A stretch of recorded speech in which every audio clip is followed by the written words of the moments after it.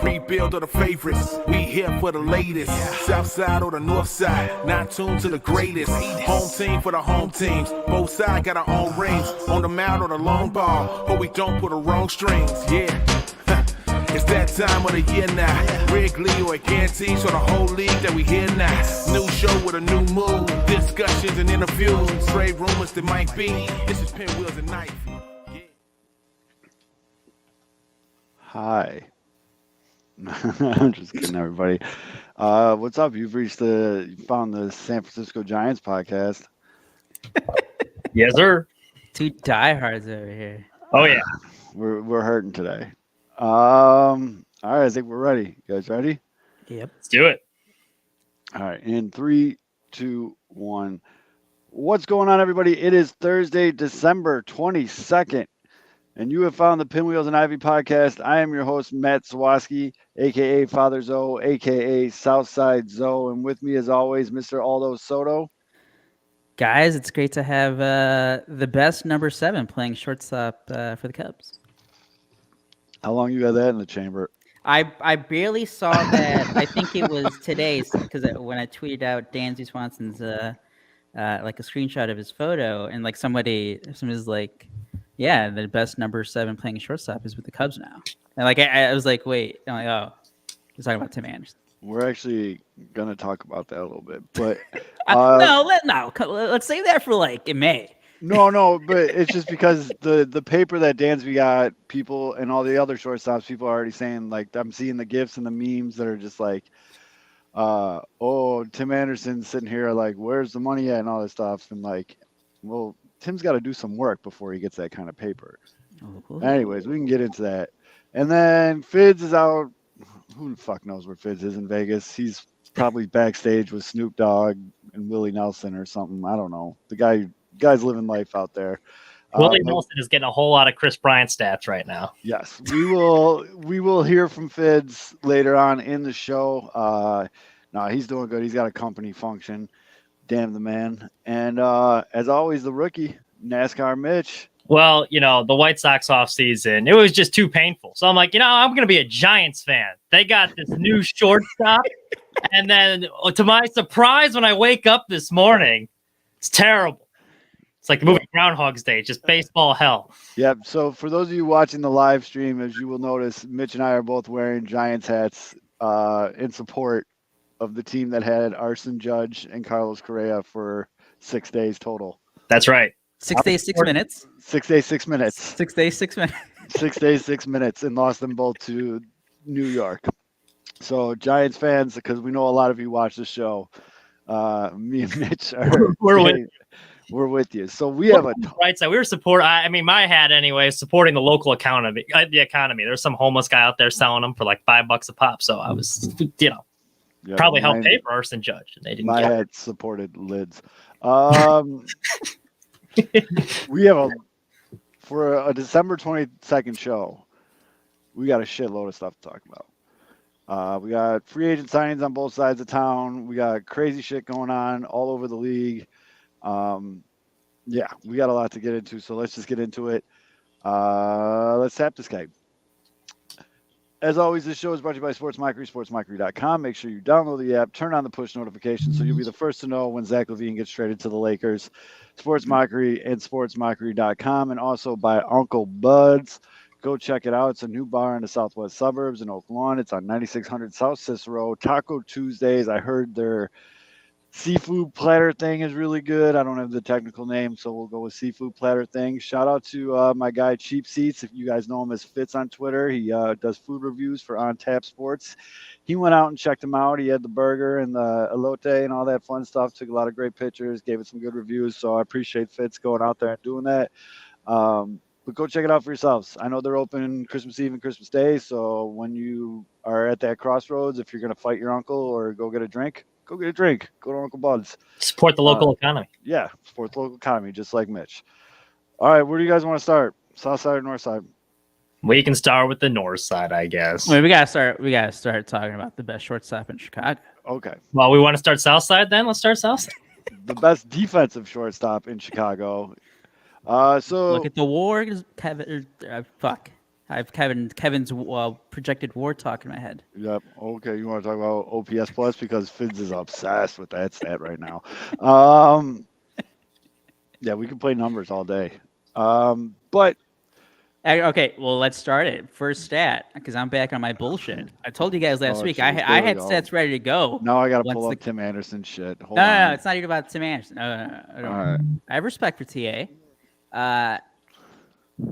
Since 2000, 2020, 2022, 3 seasons. But I know 2020 was only 60 games. Carlos Correa has a 11.7 F4. New Cubs shortstop Dansby Swanson, a 12 F4. So who's better now, baby? Oh. You got Well, us. in 7 years in Major League Baseball, Tim Anderson has an OPS plus of 105. Dansby Swanson has a 95. Hell yeah. Let's go. Take that. Yeah, but what have you done for me recently? Oh, okay. He batted You just over play- 300 last you year. you just want to play obscured stat tennis for the next 20 minutes? Yes. Like I saw like how many home runs on a Tuesday night after 7 does TA have? And how many does Swanson? Mitch, get on that. No, but so after the roller coaster, where are the top free agents going to land? There was all this rumblings back and forth of where he was going to go. I was still convinced until the end that the Dodgers were going to swoop in and grab him. Still don't know why they didn't. Or he was going to stay back in Atlanta, but apparently Atlanta was being real cheap about it. So much so that I was reading earlier that Dansby told Atlanta, like, I will come to you for less money, but you have to meet me in the middle. And Atlanta's just like, I'll be good. It's our ringing endorsement. Right. But I'm not trying to, Mitch, what we're not going to do, what we are not going to do on this show right now, Mitch, is you and I are not going to harsh the Cubs good vibes. I have nice right things now. to say about it, actually. Yeah. So, No, that's the thing. Okay, so after you guys know, I mean, oh, by the way, first of all, congrats to you, Zoe. You had Swanson to the Cubs since like July. Yep. It just you called it that. You're like, what who's have the I told fourth you guys best this whole option? time? I've told you guys this whole time the way that I picked those free agent things was I pictured them in the different uniforms, and the guys that made sense to me were the ones I went with, and that's why I had Swanson to the Cubs. And yes, he was the 4th best option, and it just in my head for so many reasons it just always worked. So yes, I called this in July. So I still have, obviously, again, everything that we've said for the past month since free agency started, since the rumor started that the Cubs were interested in these guys, been saying the same thing. We'll keep saying the same thing until, we see the results during the field. It's like there's a reason Dansby Swanson was the 4th best option. There's a reason why at the end he signed, for the fewest amount of years, fewest amount of money. Because, yeah, obviously he's not expected to be as good as the other guys. He has been better lately. That trend can continue going. Because like you said, Zoe, in the chat, when we're talking about like Brandon Jury, I mean, obviously there's doubts there too. But like, guys do get better and they can get better. Especially in baseball when, the first couple of years, a guy can just struggle. Perfect example, Right. Tim Anderson. Tim Anderson just completely changed Yep. the type of hitter that he was after being bad for 3 years. I'm a big situation guy. I feel like players get put into the different situations. Like Dansby Swanson was in a great situation in Atlanta, and he rose to the ranks to get this big paper. And I think it's a little bit of a different situation going to the Cubs, where he's going to be looked at more as the guy. Yeah. And that's the thing. He's always dealt with pressure. He's went to Vandy. They have high expectations. Won a championship there. The number 1 overall pick. Got traded to his hometown team. So he had that, he had that Derrick Rose type hometown pressure with Atlanta. Won a championship there. Got better there. Mhm. And again, he still has to prove it on the field because it was just the one great year. But man, if you could, his press conference was on Wednesday. That was the most winning the press conference moment ever. Yeah. That is you want to put that in a textbook of how to win a press conference. Dansby Swanson said every single thing that the old school fan wants to hear, the new school fan wants to hear, the fan who only bloggers. watches when they're on TV. They don't really follow the day by day stuff. It was content. This dude's a too. winner. This Yeah, the guy. The story about his grandpa, just everything. Like, he won the press conference. All in. Let's fucking go. Yeah, no, I agree with you with winning, especially for a guy that's supposed to be looked up to as like the leader of the team. Like, that's what you want him saying. Although the God brought him there. I guess God came in the form of $170 million. The Giants gave him that. He wasn't going to San Francisco, so let's not get too carried away with the WGN story. But that being said, the prank paid off, Mitch. I mean, I like the Dansby signing a lot more than most, like out of the shortstops, because the one thing, like, we talk about this a lot with like Joey Gallo, where like, where he is situationally, like hitting wise. And so like, yeah, the offensive numbers aren't that great, but the one thing that translates usually no matter where you go is defense. Like, it doesn't matter like what park you're playing in. Like, you're a good defender, you're going to be a good defender. Maybe sometimes but like for a shortstop, that's going to be a transferable skill no matter where you're playing. And defense is a very underrated commodity in the MLB. You talk about what winning teams have, it's always like, oh, like pitching and like hitting or offense. Like, no one really talks about defense. You look at the White Sox last year, just because like that's our little world that I'm living in most of the summer. They stunk last year because of the bad defense. So you got the best defensive shortstop in baseball, and that accounts for something. So are the offensive numbers great? No. But he hits enough home runs, and he's the best defensive shortstop in baseball. So I think you get a couple pieces around him. That's a great pickup. And considering what they paid him compared to some of these other star shortstops, they got a pretty good bargain too. So I like the move a lot. That and another thing that it randomly gets sprinkled in. I think it doesn't get talked about as much as it should, but the emphasis on no more shift. Yeah. So now the Cubs are going into a season where there's no more shift, and they have arguably the best defensive middle infield in baseball. Yep. I think that's going to matter more than people are putting weight on it. I would also argue too, even with the not only the shift, the pitch clock too you have to have is going to mess up a lot of pitchers' timing. I think that'll have more of an impact on like the pitcher than the shift will with the hitter personally. This should be interesting. I forgot about the pitch clock. And then there's like levels to that, because like obviously the infield defense gets better. So what does that affect? It affects the pitchers. The Cubs have a lot of pitchers who aren't overpowering. They rely on contact. They get a lot of ground balls. They're going to be better with two stud defensive middle infielders now. They're going to get better. And then you have Cody Bellinger, who's just another great improvement in center field for the Cubs too. So up the middle. That's going to be up the middle is great. Yeah. Mm-hmm. Yeah. So Brian's gotten into the eggnog a little bit. He said TA and insert player are better middle infield defensively. That is no. Don't disrespect my boy Leary legend like that. But yeah, I mean, I think it was a great pickup for the Cubs. I feel like he's going to fit. I feel like Wrigleyville is going to love him. I feel like, and he's not, I mean, I know we're emphasizing his defense and everything. He's not a bad hitter. No, like, 25 bombs, pretty solid. And it's not like this, we're talking about like a Joey Gallo. Like, he still hit 277, 329, 477 with an OPS of 776. But 25 home runs, you know, and he's going to Wrigley where it's a little bit more homer friendly. I was going to say, and theoretically, it's not just the home runs, it's just the gap shots. Yep. Like, it's a smaller ballpark than Atlanta. So he should be better. 18 stolen bases. I mean, he's got some speed. Yeah. I mean, it's a lot to like. I mean, the average, you know, the batting average isn't where you'd want it to be, but who cares? No, the other thing is, like in comparison to the other choices, like again, like we'll get into Correa. Like to this day, my choice would still be Carlos Correa, but we're still talking about Dansby Swanson. I think he's only like 6 or 7 months older than Correa. Like the other guys were 30, and like I totally get the reservations. Like shit, you're signing these guys to like 10+ year deals. They're gonna be, they're gonna be in the mid 30s by 2026. 2027. Like that's very soon, where these guys are already going to be approaching past their prime. Mm-hmm. You can make the argument Dansby Swanson is like barely right in the middle of his prime. So we're going to stop. Go ahead. Wait, finish your point, Mitch.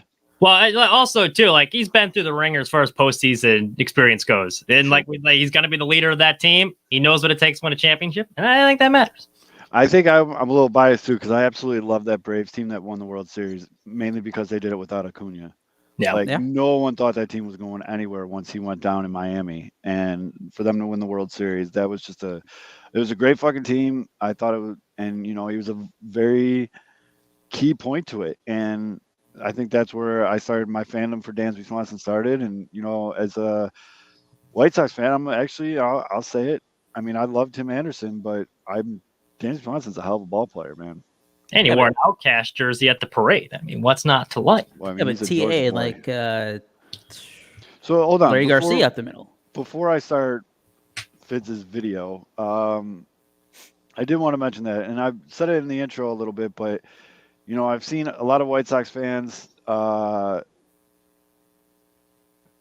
about all these shortstops getting money, and Tim Anderson, the gifts, like where the money at, I need Tim to be. Tim's not as good as defensive shortstop as any of the four that got signed this offseason to those big deals. He's just not. That's the reality of the situation. Better hitter? You can argue that. He's a better hitter than Dansby Swanson. Yeah. He's not a better hitter than Carlos Correa. He's probably right there with Trey Turner. Yeah, he had a little but he's pretty close. Yeah, I was gonna say TA I know he was injured, but he doesn't have as much power. That's the separation. Mm-hmm. I know he does have like a couple 20 home run seasons, I think, but he needs to get back to that.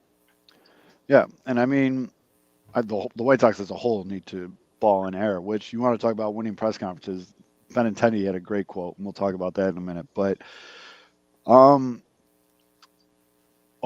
this is driving. We're going to talk about this because this is driving me nuts. It just popped up on my Twitter feed, and we're going to talk about that. But James McCann. I just saw possibly the worst mock trade. Oh, I think I saw it too. Mets fans are fucking wild. Then first of all, I had to take a step back and realize that anyone could buy a fucking check mark right now.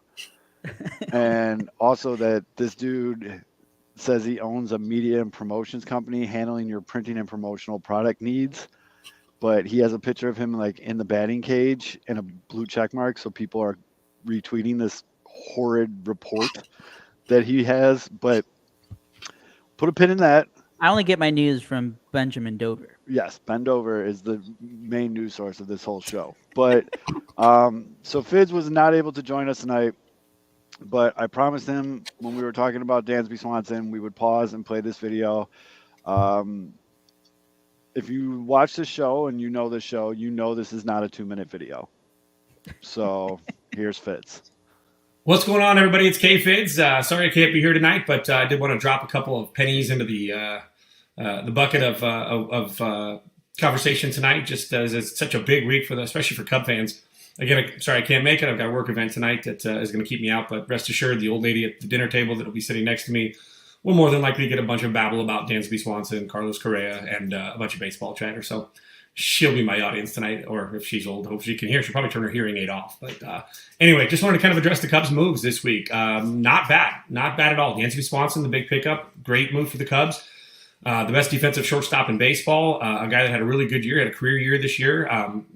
Dropped out 20 plus homers and finished with a 116 career, 116 WRC plus. Great job out, as far as being a key player for the Braves this year. But he brings a lot of intangibles. He's a good leader. He's a positive clubhouse and high character person. Says the right things. Isn't going to get in trouble in the offseason. Isn't going to do anything super controversial. I kind of liken his personality to like a Derek Carr, if you will, from everything that I'm kind of being told. And so that's a good thing. Derek Carr's a good dude. So now on the side note, while he is the best defensive shortstop, that makes the Cubs the best defensive middle in baseball. You've got Nico Horner at second. You got Dansby Swanson at short. You got Cody Bellinger in center. And in left field, you got Gold Glove winner Ian Happ. That's fantastic. It's going to be great for a pitching staff that looks like it's a bunch of, 2 number 3s, 2 number 2s or 2 number 2.5s, probably 2 3s and 3 5s is the way I look at it right now as it stands. But that could change. Obviously, a lot of things got to fall into place. So the defense is going to be important. And so the biggest concern that I have, though, is that this is it. If this is it, the Cubs are still a 75 to 80 win team. They lose Wilson Contreras' massive offensive production from a team that was pretty hit or miss offensively as it was last year that won 75 games. That's not going to be enough. Adding Cody Bellinger would be great if Cody Bellinger was 2019 Cody Bellinger, but it's 2022 and he hasn't been that guy for 3 years. Not that guy. You're not that guy. I'd love for him to be that guy because I freaking love Cody Bellinger. So That said, the Cubs need to add some more bats. We saw today with the Carlos Correa thing. Correa was off the market, back on the market for about an hour. If you were awake at night, drinking some, what was he drinking? Old fashions, I think Cohen was, and he made a deal with Scott Boras to get Correa to jump back over to the Mets. They lost out on Carlos Correa, who's now going to play third, like what we had hoped for. I think a lot of us, at least, that the Cubs would sign Swanson and Correa would play third, Swanson short. That would have been fine. But now it's coming down to the point that the 5 best teams in baseball, it's a chasm. There's a large gap between some of these teams that they're spending money. And the Cubs need some bats. And so you've got Michael Conforto. He's out there. I think it'd be a great pickup for the Cubs. I'm very high on maybe getting a 1-year deal plus a 1-year, second-year option with Evan Longoria maybe to play third. Those are some supplemental moves. And then Trey Mancini as another bat. The Cubs are 3 bats away still from being at least a somewhat of a contender in this juggernaut field of high spenders that the Cubs are not. The Cubs are 12th and 13th in spending right now. That's not great for one of the biggest markets in baseball. I see a lot of, and this is the part of the game that now has changed. This isn't going anywhere. And I hope you guys can realize that. This is the new collective bargaining era for players. The players are going to get more. They want more security, and they're going to get more money. And so these 12-year deals are the norm. If you're worried about these 12-year deals, then enjoy the small market. Enjoy a second or third place team every year consistently, maybe occasionally make the postseason through a wild card, yada, yada, yada, but you're going to get, 2 in a queue and get out, be out of the postseason. So you got to go with the years. I don't, the Carlos Correa thing doesn't scare me. This was 100% the Giants trying to renegotiate and drop his salary because they found an old physical issue, it sounds like, that actually was a non-factor for most teams anyway. And the Mets came back and outbid everybody again. So, you've got to be willing to do it. I liken it to being worried about your college transcripts when you're in kindergarten. Win now, and down the line, 6, 7, 8 years, then you can worry about it then. But kick the can down the road then. Don't go, no, wait till next year. We'll get somebody else next year. The market's not going to change. Shohei Ohtani is a big thing for the market next year. Think about this. The Giants are out. The Giants market, arguably the biggest market with Asian fans in America. And now they've been boomed out twice with Aaron Judge and Carlos Correa. Don't you think they're going to give the Shohei Ohtani? It's not the market doesn't just go, everyone bends towards the will of the Cubs. There are teams out there, Dodgers, Giants. So you got to start making these moves. And so for the Cubs, to bolster the lineup for 2023, I think you add 3 bats. They're going to be a contender for the NL Central, and you get to the playoffs. And anything can happen, but these teams are good. Some of these names that are on these teams, these are like video games when you have like the settings turned off so you can make all trades you want. It's insane. But that said, I am happy with the Swansby signing. I'm okay with the Cubs offseason as a whole. I'm not satisfied. I think, again, if the Cubs are going to win in 2023, they're 3 bats away, maybe even another starting pitcher away. Maybe go out and sign the sheriff to shore up that bullpen, the lefty bullpen. Maybe Chasen Street. But, I'm happy with it. I know Aldo will take it home from here, but I think him and I are basically on the same page that this is a great move for the Cubs. It shouldn't be the move. If it's the move, the Cubs are going to be back to 75 to 80 wins max in 2023, and people are going to be paying for a mediocre product. A lot of things would have to fall into place for the Cubs to all of a sudden win 90 games. A lot of things, so many things panning out, lightning in a bottle kind of thing that just doesn't seem to happen in Major League Baseball. It can happen, but it doesn't usually. So with that said, I hope you guys have a Merry Christmas. Again, sorry I can't be there tonight, but take care of yourselves. Enjoy the holiday season with your families and friends. I'm thankful these guys. Mitch has been great, addition to the show, and Aldo and Zoe obviously have been around. We've been doing this for 4 years together. They've been doing it a little bit more than 4 years, or I think so. Yeah, 4 years I think at this point. So fantastic. So I hope you guys are have a happy holidays, Merry Christmas, Happy Hanukkah to those who celebrate, and we'll see you guys next week. All right, take care, guys. Mitch, wake up. All right. So we all knew what he was going to say that because he's been saying it all week. So, although any thoughts on that before I go into this thing that's going to give me a fucking brain aneurysm? You're on mute. Or you're Aldo. My bad. Yeah, we can switch over. Yeah, like you said, the Dansby Swanson, the move in isolation, good. Can't be the move. They still need a guy. Again, they need at least one more good bat. He says 3. If it's Trey Mancini, your guys' favorite first baseman, that'd be a solid upgrade at first base over what they have at the depth there right now. But the big move for me is it's Conforto. Like they need a guy who has big upside potential in the bat, and that's Conforto. Unless they do some wild trade with the Blue Jays for if they get Alejandro Kirk, that'd be fantastic. I just don't see a good trade fit there. If Conforto gets signed, who's getting the bump from the outfield? I mean, he'll just be like the DH, and then he'll start 25 games in left, 25 games in center, 25 games in right. Ask you this: is Conforto starting to get into that neighborhood of why doesn't he have a deal yet? Well, you got to remember Scott Boras guy. Uh-huh. So coming back from injury, he's gonna want to squeeze out as much as he possibly can, which he should be able to do, and that he's a great agent for exactly that reason. Scott's trying to get paid before the holiday season. He's got gifts to buy, so he's worried about his big ticket free agents. Conforto's down on the list; they'll get to him after the other guys get paid. Fair enough. Yeah, no, I think the Conforto one is a little trickier just because there is more questions surrounding. He didn't play last year, so teams are probably more compared to Cody Bellinger. Cody Bellinger, also a Boras guy, he signed a 1 year plus an option deal with the Cubs. He's been bad, but he played last year. He signed relatively soon. Conforto screams a guy that's signed later in the offseason where teams are like, oh shit, we missed out on all the big guys. We need to make an addition here. And then you'll overpay for Michael Conforto. Which, by the way, it is absolutely hilarious that the Giants are now expressing interest because, they had their little medical hiccup with Correa, but then all of a sudden, Michael Conforto coming off shoulder surgery, completely fine. Let's just talk about that then, because I don't think it was a medical hiccup. I think that's a ruse. I feel it was all bullshit, dude. The Giants got to the altar, lifted the veil, saw a crooked ass nose and had funky breath or something, and they're just like, "Nah, we out." Yeah, we're like, "Nah, 13 years, fuck this shit." I know that for the past 2 weeks, most of Cubs fans on this show, me and Kevin, we've been shitting all over the front office ownership.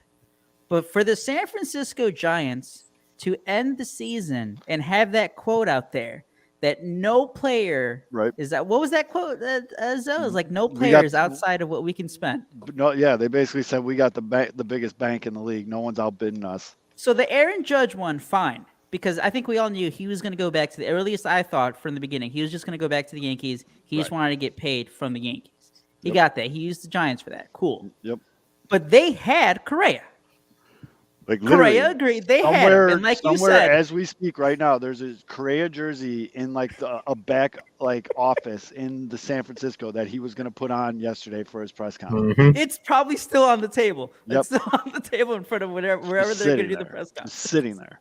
No, one of the funniest tweets I saw from that on Wednesday morning was there are probably hundreds of kids around San Francisco who have a Carlos Correa jersey waiting for the Christmas present. I didn't even think of that. That is brutal, dude. But in 15 years though, that's gonna be a collector's item. It's gonna be remember this shit, because this is historic. Nothing like this of this magnitude has ever happened in MLB. I think the closest thing is, I forget, there's trades that have gone back because of medical issues, but nothing of compared this magnitude, to this. Not a 13-year, $300 million deal. Nothing like that. Oh my God, the kids with the Santa. Oh my, I didn't even think of that. Yeah, so the parents are oh shit. I wonder how many season tickets they sold. They had. I can't tell if the picture was real or not, but somebody took a screenshot. It was a sponsored post on Instagram, and it was of the Giants, and they had Correa in the Giants uniform, and they were promoting getting a ticket package. That's brutal. Oh man. I mean, just so much, but I don't buy into this medical crap, especially because the Mets scooped him up so quick. I think the Giants got cold feet on the deal. They even said though at the press conference, that was the Giants when they're like, "Where are you finding the money for this?" And they're like, "Oh, we don't have it yet, but we're gonna get it." Was that them? Oh my God. Yeah, I'm pretty sure that was the Giants. It was Jesus. Yeah. But I thought that wasn't that the University of Colorado when they got Dion? And you know what it was? I was like, wait, I've heard that. I'm mixing up my white guys in suits. Yeah. I'm mixing them up. But it's just, I mean, it's just an embarrassing offseason altogether for me and Mitch's beloved San Francisco Giants. I mean, you know how they keep doing these projected lineups or whatever? Yeah. They just put out the Giants lineup without Correa. It's just. Who's their shortstop right now? Is it still Crawford? Crawford, dude. Crawford's been their shortstop for 68 years. Yeah. I mean, Crawford's kind of a stud, though. Crawford's solid. He's at a solid career. Underrated shortstop. He's solid. He's not great. He doesn't suck. He's solid. Shout out to him for having that big air Game 4 back in 2016 against the Cubs. And then, wow, the Bulls just don't want me to win money. I mean, if as the Sox fans, you guys want Levine traded as soon as possible. Open up some money. Yeah, fuck. Fitz did make a good point about Ohtani, though. I mean, the Giants just have to go balls to the wall for Ohtani. No, I'm not believing in the Giants until they actually do something. No, I'm just saying they need to put forth that effort. I mean, that is, by the way, one of the best stadiums I've ever been to. It's a gorgeous ballpark, some of the most diehard fans out there, and like, this has just got to be absolutely devastating. I think it was Brian who put it in the comments. In my mind, I think I've been thinking about this for like a couple weeks. In my mind, Ohtani he's a Dodger. I get it. They haven't spent at all almost. Because they put themselves in this position, though. Their farm system's better than the fucking Giants MLB team right now. No, but that's the thing. They could have still signed. They could have done the I Swanson understand. deal if they I wanted get that. And I get that. And I definitely agree with you that they're definitely sitting there just counting their bullets right now, getting ready to. There's no doubt in my mind they're going to be like, Shohei, here's 12 years, but $400 million. The Giants can't say something like that, swing and miss on Arson Judge and Correa, and then they have to do something big, dude. Especially because they're going to be the only team in the Bay soon, with Oakland going to Vegas. You're going to give Conforto a stupid deal. And Boris is laughing his ass off, like, I got more money. I got my boy to the Mets, and now I'm coming back, and I'm not only did I beat your ass, I'm coming back around and just smack you in the face while you're on the ground and your girlfriend's watching. Well, by the way, that Mets trade now have White Sox implications. Okay, so I'm gonna I'm literally might die because the vein in my forehead. Yeah, that's a professional transition. You don't want James McCann and Eduardo Escobar for Eloy Jimenez and Liam Hendriks? Although, listen to this trade. I don't know. I get the whole New York thing. I've said on this show a bunch of times, I'm not a fan of Yankees and Mets fans. Like, Mets fans are drunk with power right now. I'm good. Well, they should be, because their owners I know, lunatic, and I love every second of it. And we can talk about that too, because this whole it's bad for the game. Fuck that, dude. So many bad takes. This is the tweet that I'm talking about, and I'm gonna read it verbatim. Eloy is a possibility now, but the Sox want the Mets to take on salaries of all three: Eloy, Hendriks, and Kelly. For Escobar, Vientos, McCann, and they want some sort of starting pitching. But this deal is definitely moving along. This is from a guy named Benny Greenberg, who owns a publishing company. Yeah. Well, I mean, the Eloy thing is where it's already bullshit. Like, one of the main reasons they let Jose Abreu walk is because they didn't want another DH, because Eloy's going to be DH. He's not going anywhere. And as Brian said in the comments, Grifol loves Eloy. He's made it very, very publicly known. It's just, but I don't understand why, if you look, I don't know where this started from or where this, whatever, these Mets fans just think that the White Sox are just going to roll over and show the Mets their belly and be like, here's an all-star closer. Here's probably a 30 home run DH. And okay, I guess we'll throw in Joe Kelly if you guys will do us that favor outside of the whole baseball baseball part. Outside of the baseball part not making sense, I'm sure that Jerry Reinsdorf, one of the 4 owners who voted against Steve Cohen to become an owner of the Mets, I'm sure he wants to do him a favor. Yeah. Oh, okay. You guys just blew $600 million this offseason? Yeah, let's help you guys out a little bit more. Like, you know where it starts from. You know where it starts though. It's because what did we hear after the offseason, or after the season ended? Like there was the stories were like, well, the White Sox are probably, if they're going to add, they're going to have to shed money. So the Mets took that, twisted it around, and be like, oh, they're just trying to dump Liam Hendriks. Yeah. Like they don't want anyone good. They're just trying to get out from his money.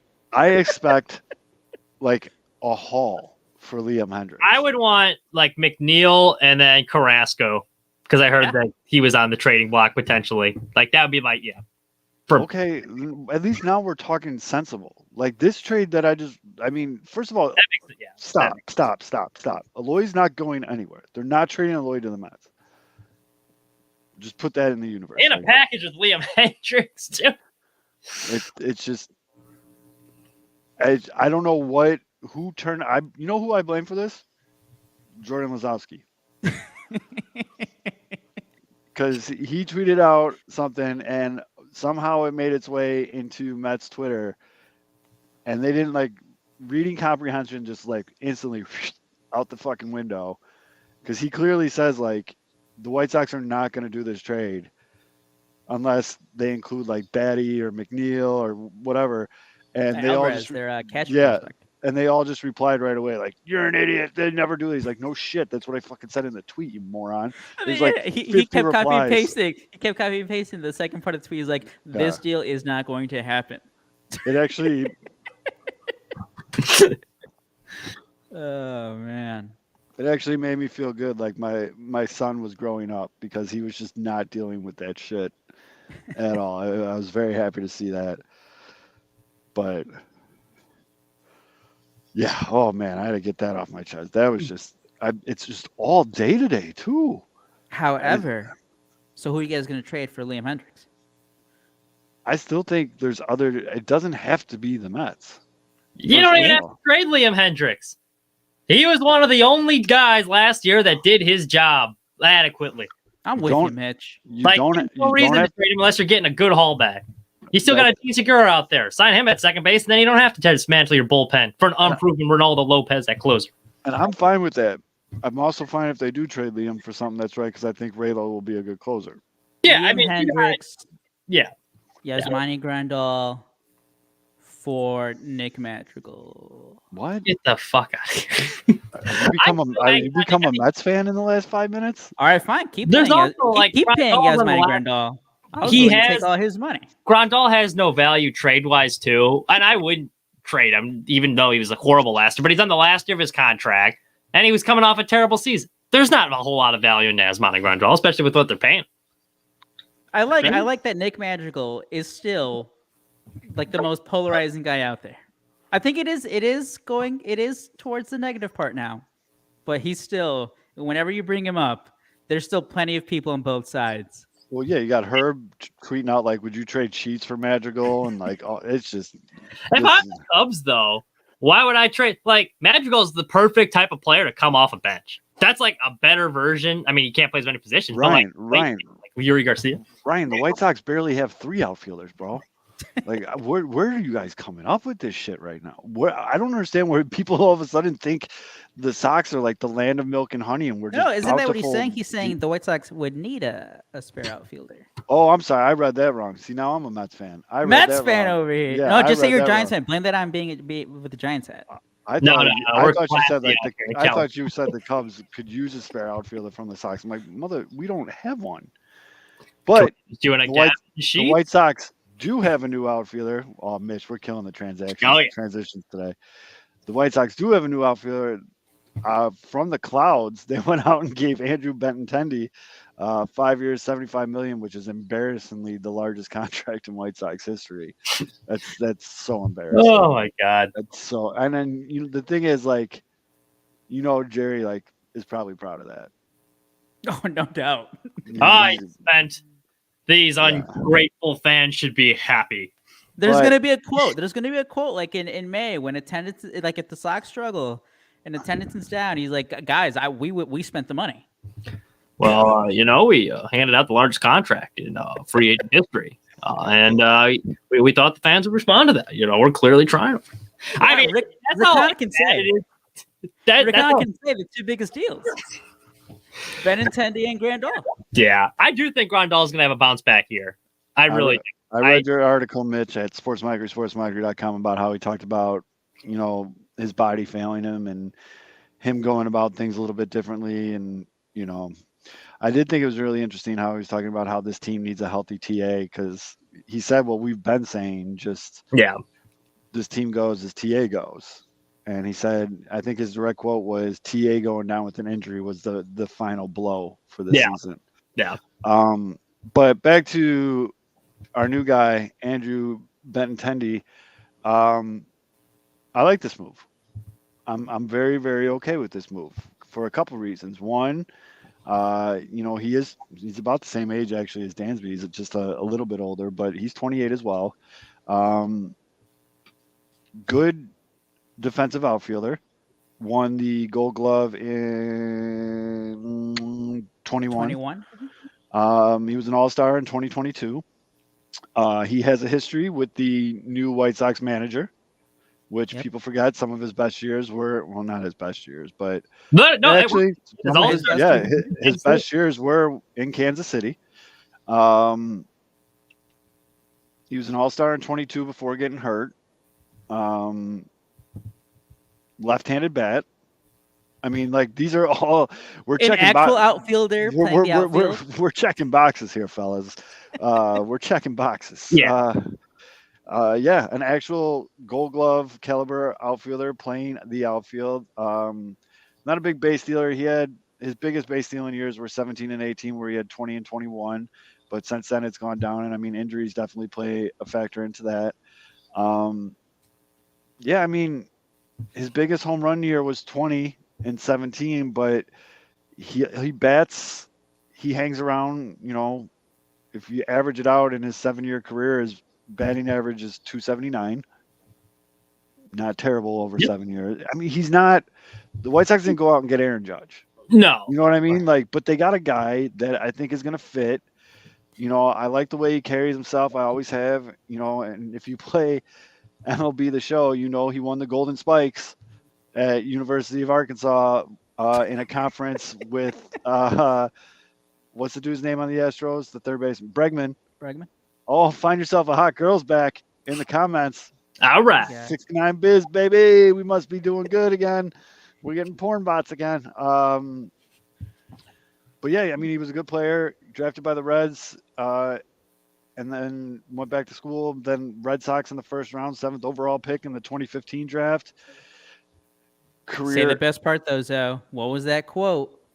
His quote was, last year he was putting the ball on the ground too much, and he's working all off season to put the ball in the fucking air. Boom. Yeah, and because why? When you hit the ball on the ground, you are out. That was his exact quote. When you hit the ball on the ground, you are out. Breath of fresh air hearing that from White Sox. Yeah, that is nice. I mean, initially, knee-jerk reaction, I think a lot of Sox fans were more excited than they should have been for a guy of Benintendi's caliber, just because no one thought they were going to spend anything. So it's like, oh my gosh, they actually did spend something. That kind of came out of nowhere, which is good. But my thing is, and like you said, he checks a lot of boxes. Left-handed bat, hits for good average. Like, that's a nice guy right behind Tim Anderson in the 2-hole. You got 2 table setters right there, and he plays good defense. I know if you look at some of his advanced defensive stats, they're like, oh, he's got like a negative OAA in like 2018. Well, he was playing in Boston with the Green Monster. Like, I don't factor that in. He is an upgrade defensively. But I still think it's like, and I wrote about this too in Sports Mockery. Like, grade-wise, it didn't blow me away, because if you're looking at the White Sox roster last year and this year, is it significantly better? No, not really. I think as it currently stands, it's like an 85-win team. So you got to make, like, it's the same thing with like the Swanson move, where like you got to add a couple more pieces, or just hope everyone's having like a massive bounce back year. Because offensively, while he does hit for average, we got a lot of guys that hit for average. His skill set matches a lot of the stuff we already have. The White Sox hit for a really good average last year. What they didn't do is hit home runs. And so while so hitting the ball in the air quote's nice, but until we see him do it, like, I'll believe when I see it. Like, his power numbers are down. He doesn't hit a whole lot of home runs. And we already have a lot of guys that do that. So that's where I'm concerned. There's a lot of, for me, with this upcoming White Sox season, there's a lot of, we need to see exactly what you were saying, Mitch. We need to see what version of Andrew Benintendi we're getting. We need to see what this new regime, hitting coach, manager, what they do with this lineup, what they do with these hitters. If we see more ball in the air, We also need to see who the fuck is playing second base.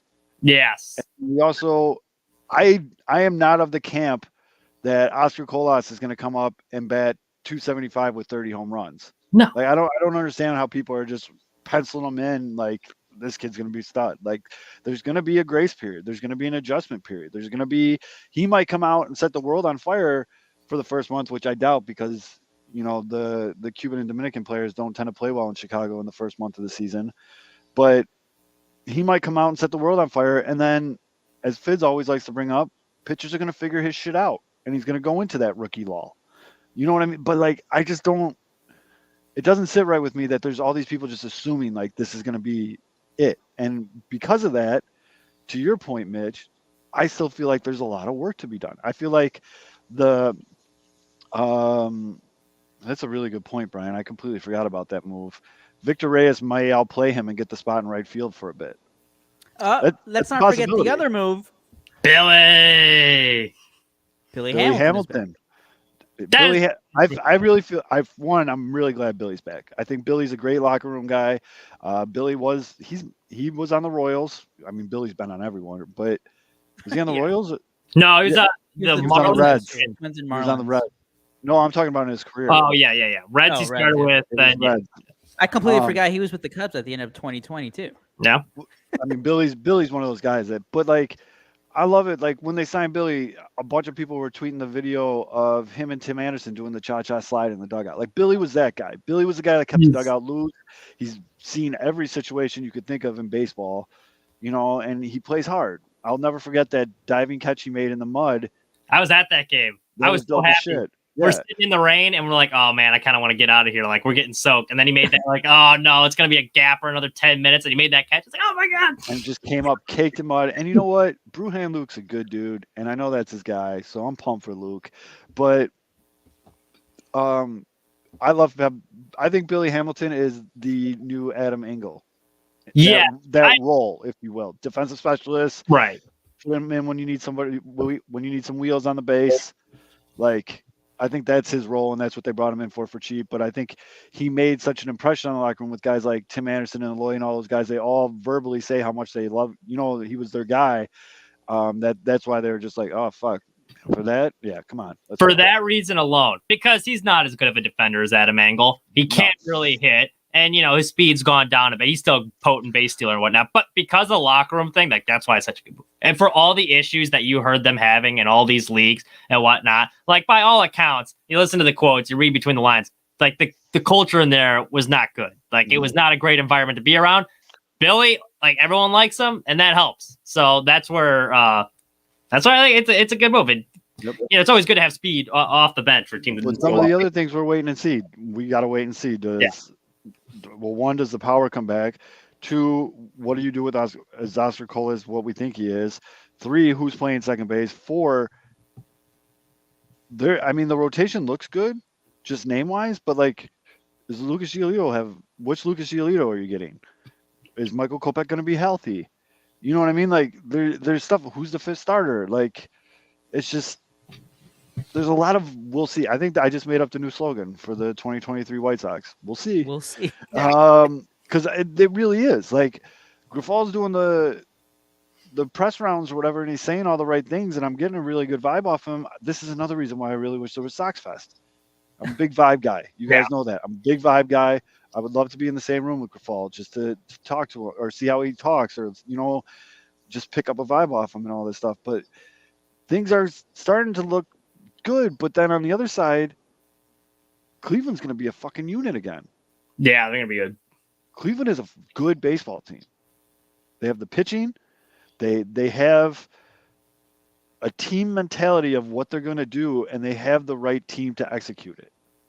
Yeah. Well, they got the best manager in that division. They play arguably the best defense. And now they added a little pop, which is the one thing they're lacking last year. I mean, you're right. It's going to be tough. And the Cleveland Guardians are the definition of death by 1,000 cuts. Yeah. Because they love to single, double, bunt guys over, single, double. Oh, here's Josh Bell, home run. Like, it's just going to be like, or here's Jose Ramirez, 3-run cock shot up your, you know what I mean? It's just like, it's annoying. Oh, Bulls won. Fuck yeah. There you go. Back. We're back. Seeing red. Seeing red. Staying in town. Seeing red again. Who was it? Who made the game-winning shot? Oh, Ayo. There you go. So They shut out EIU, beat Iowa. yeah, did you see that? They were 32-point dogs. First time in the history of sports gambling that someone that was higher than a 31-point dog won. OVC pride, baby. No. That's wild. But anyways, oh man, this is bad. Baseball Reference needs to update their ads. I just went on to Andrew Benintendi's page, and the first thing that comes up is Carlos Correa agrees with Giants.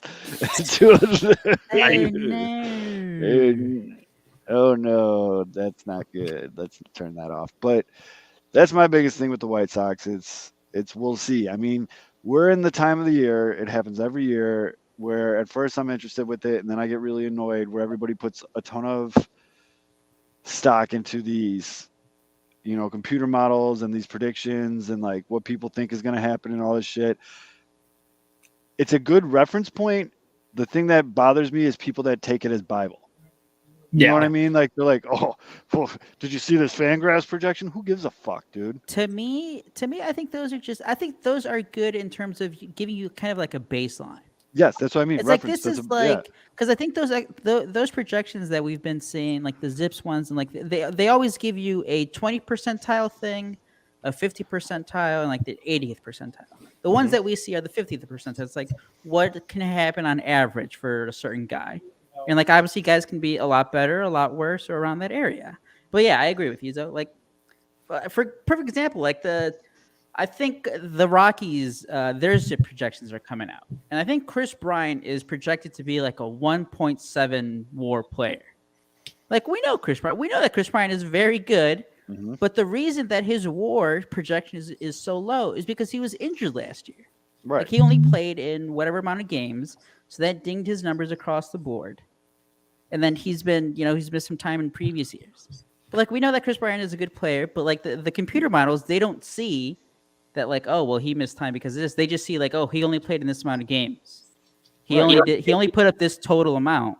So that's what it spits it out. So yeah, we can't go like everything. We always have to have good balance, right? Yep. Like we can't just be like, oh, well, like this says they're gonna suck. They're gonna suck. Like no, like or it says like this guy's gonna be great. Like yeah, oh, he's gonna be great. Like no. Like even Matt Mervis, the guy who's going to come up for the Cubs next year. He's going to be a rookie. He's 25. He had a breakout year in the minors. I think he's projected to have. Yeah, I think he's projected to have like a decent year. We don't know though. No, like he could suck. Dakota had the White Sox at 95 wins last year. Right. That's all you do. Well, and here's my thing. So I've said it on the show. If I said it once, I've said it a million times.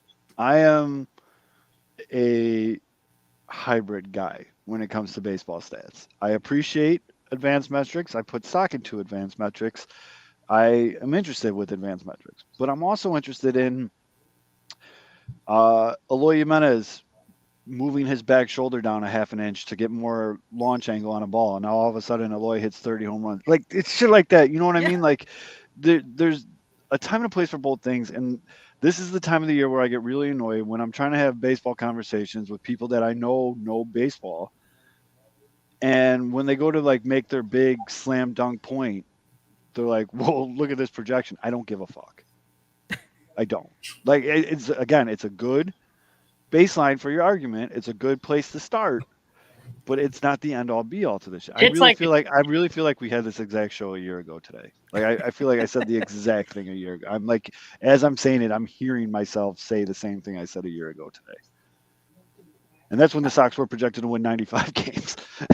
and like another player example is like Ian Happ. Like Ian Happ when he was first coming up, like huge whiff issues. He was striking out like 30% of the time. He completely changed his approach at the plate the last few years. And like the last like year and a half, he's been a completely different hitter. And I think like the Zips projection that Fangraphs had, their projection had him like basically being his 2021 version, where he was still striking out a shit ton, hitting some homers, But like we saw an entire year of him in 2022 where he changed the type of hitter he is. Like the projections, they don't have that part of what we can see that happens from a day to day, a season to season. Like Dansby Swanson, a few years ago, he was hitting like 7-8 home runs or something, and then now all of a sudden he's hit 25 or more in back-to-back years. That's what we need from Benintendi right there. Swanson's home run totals starting in 2016: 3, 6, 14, 17, 10, 27, 25. Bang! There Like you yeah, like That's what I'm saying. And I mean, it's something as simple as like Lucas Giolito had a dog shit year last year. It's no secret. Started turning around a little bit towards the end of the year, and I really feel like I haven't seen Lucas since the end of the season. But I got a feeling. well, he's not focusing enough on pitching. Yeah, he's Well, hitting up trash. He's That's what I've been. That's what I've been. That's what Yeah, that's what I've done too. less time on the streets, more time watching video. Lucas. People. But I got to imagine that he Oh, leans out a little bit. He tried to go muscle mass, and it obviously didn't work. I don't think because he got COVID earlier in the year, or like he was sick. I don't even know if it was like COVID, but like when he got back, he said it took him a while. And then he had the abdominal injury too. Like, there's a bunch of weird stuff that went on early in the year, and I think that kind of got him out of his rhythm. And you got to imagine like Grandal's not going to be that bad again. I can't believe that he's going to be that bad. And I didn't even just because like how good he was the second half of 2022. Like people forget about that. But there was at one point, I think he was only behind Mike Zunino and Shohei Ohtani as far as like average home runs per plate appearance. Like he was hitting one like every 18 at bats or so. And even his average was just never good. I think the last 2 months in the season, he was hitting like close to 300. He was a stud the last half of the year. Hey, he had 22 bombs, and he missed half the year with injury. I mean, obviously this is big for everybody, but for him, it's obviously like it's all health related. Mm-hmm. Totally. Yeah.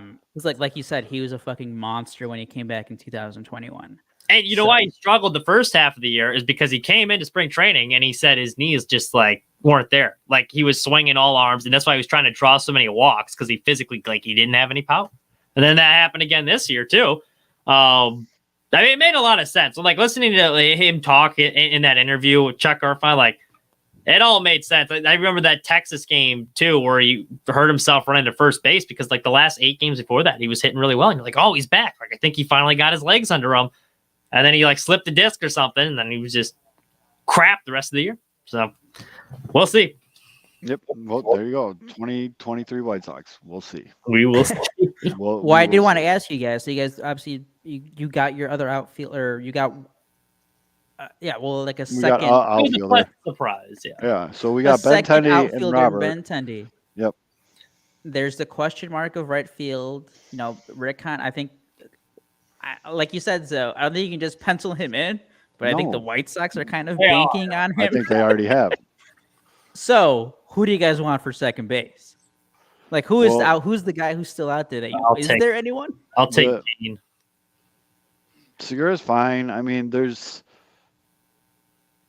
a lot of people that claim to have the inside info.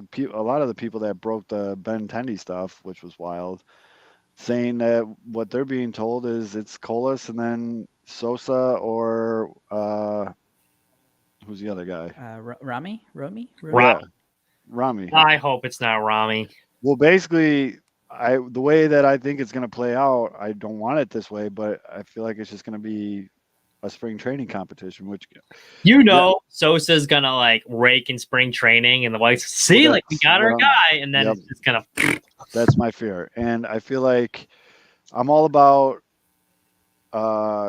competition breeding excellence, but like I don't know. I hope some of these guys surprise the shit out of me. I mean, that's kind of where we're at. I don't foresee them going out and like acquiring someone to play second base. I really think that they're sitting back right now thinking that they got second base in house. You can overcome one rookie in the lineup for a contending team. Take Andrew Vaughn, for example. They pencil him in with no experience. That's fine because there's a lot of depth around him. He had a lot of lineup support. I don't think you can overcome 2 and expect to win a whole lot of ball games because like they're going to go through their growing pains. One of them might not pan out, like especially when they're not like Sosa and Gonzalez. not like they're a high-ranked prospect. Nope. No one, they're not that highly thought of to begin with, and you're banking on them like all of a sudden they're going to surprise all these people. That is not a recipe for success, especially how bad they looked in their limited playing time last year. Like Gonzalez is a good fielder and he hustles, which I appreciate, but he can't hit. He showed no signs that like there was nothing that he saw that you watched him and you'd say like, hey, like you know what, we might have something here. Is that it? Yeah, it's just, and again, I got to be fair. I mean, one of those guys could easily make an adjustment and surprise the shit out of us, you know, but to Fitz's point in our chat, it could easily go the other way too. Yeah. You know, but I think writing either way just off, I think is naive. You know what I mean? Like, yeah, for sure. Well, that's also kind of how I feel about the Cubs lineup because I think that's a young team too. Like that, a lot of people are like, hey, like you know, we're going to contend now. We got Dansby Swanson. They got a lot of young guys that I think are either going to like some of them are going to take a step forward next year, and some of them won't. So like that's where the other thing I'd be concerned about because there's a lot of players on that team too. Where did you see kind of all making a step forward?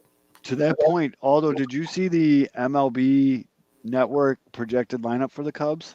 Yeah, they have no one for first base right now. No one for first base. Well, that's Mitch's boy, And Trey catcher. Mancini. Like, but no, did you see who they had penciled in at third base? Was it Morel? Or was it Wisdom? No, it was Morel.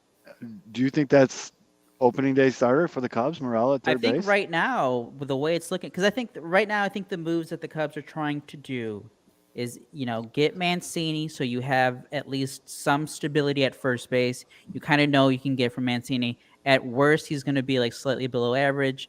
He's going to be around the average range, right? Like that's what he's been most of his career. Yeah, you would imagine. And then, I mean, the big. I think the other big name that they were probably. Well, that's the thing. I thought they would be interested, but there wasn't really a lot of like noise with Justin Turner. Like like Kevin talked about it. That I feel like that would have been a great fit for third base, but you know the Cubs were never really in on him. They were never linked with Brandon Drury. They didn't want to take a gamble on that, like on a 2-year deal. So I think right now their focus is on getting Mancini, and then they're on Conforto. Conforto, I think they've said, or I think Boris has said, like, you know, he's looking for that similar Cody Bellinger deal. Yep. Like a 1 year with an option, or maybe a 2 year with a third-year option, something like that to rebuild his value. They do need at least the one. Like if it's out of the two, give me Conforto every day. You can figure it out with the other guys. With Morel at third base, he struggled in the second half, but again, he was a young guy, hits the ball hard, very athletic. I think during his time in the minor leagues, I think he's played mostly third base. So I'd be more than comfortable giving him like a shot there, because that dude's electric. Again, great athletic player, hits the ball hard. Yeah, he had his rookie downfall like at the end. Like in August was brutal for him. But I'd be willing to. I'd like it right now. If you tell me Christopher Morel is your starting third baseman on opening day, but you added Conforto and or Mancini, I see what you're saying. I agree with you. That's perfect. I agree with you. But if they don't, if it's like Morel and Mancini, I'd be like, all right, but Patrick Wisdom is the DH. I'm like, okay. I would be a little underwhelmed, definitely. I think if I'm a team and I got to choose a position that I desperately needed to fill, I think I'd want it to be first base. I feel like it's easy. I don't want to say it's easy, but I feel like you could stick like an old catcher at first base, or you can stick like you know what I mean? Like there's you're right though. You have more options at first base. Oh, yeah. That's the word. Yeah. You know, first base is definitely an option where you can stick a guy who can just kind of hit. He doesn't have to be great defensively. Because look, there's a guy like Jesus Aguilar was with the Marlins last year. I think he hit like more than 20 home runs. Like Jesus Aguilar isn't close to being considered a good player, but he'd still give you solid production as a first baseman. Oh, yeah. But also stay away from Eric Hosmer. I don't want Eric. No. I don't. Nah. He's a former All-Star. That's cool. If I'm Eric Hosmer, I'm just stop playing baseball and just be like, just send me my checks to my island. I can't tell if it's just Padres fans who who obviously grew tired of him because he wasn't very good, And what they were paying him too. yeah, and like the big contract, The but contract. like he's getting shit on a lot after the Red Sox released him. I think he is one of those guys that fell victim to. I did something that everyone else in this world would do, in getting paid the most amount of money. But once you get that big contract, you got a bullseye on you, and he underperformed, and he just had to deal with that. Yeah.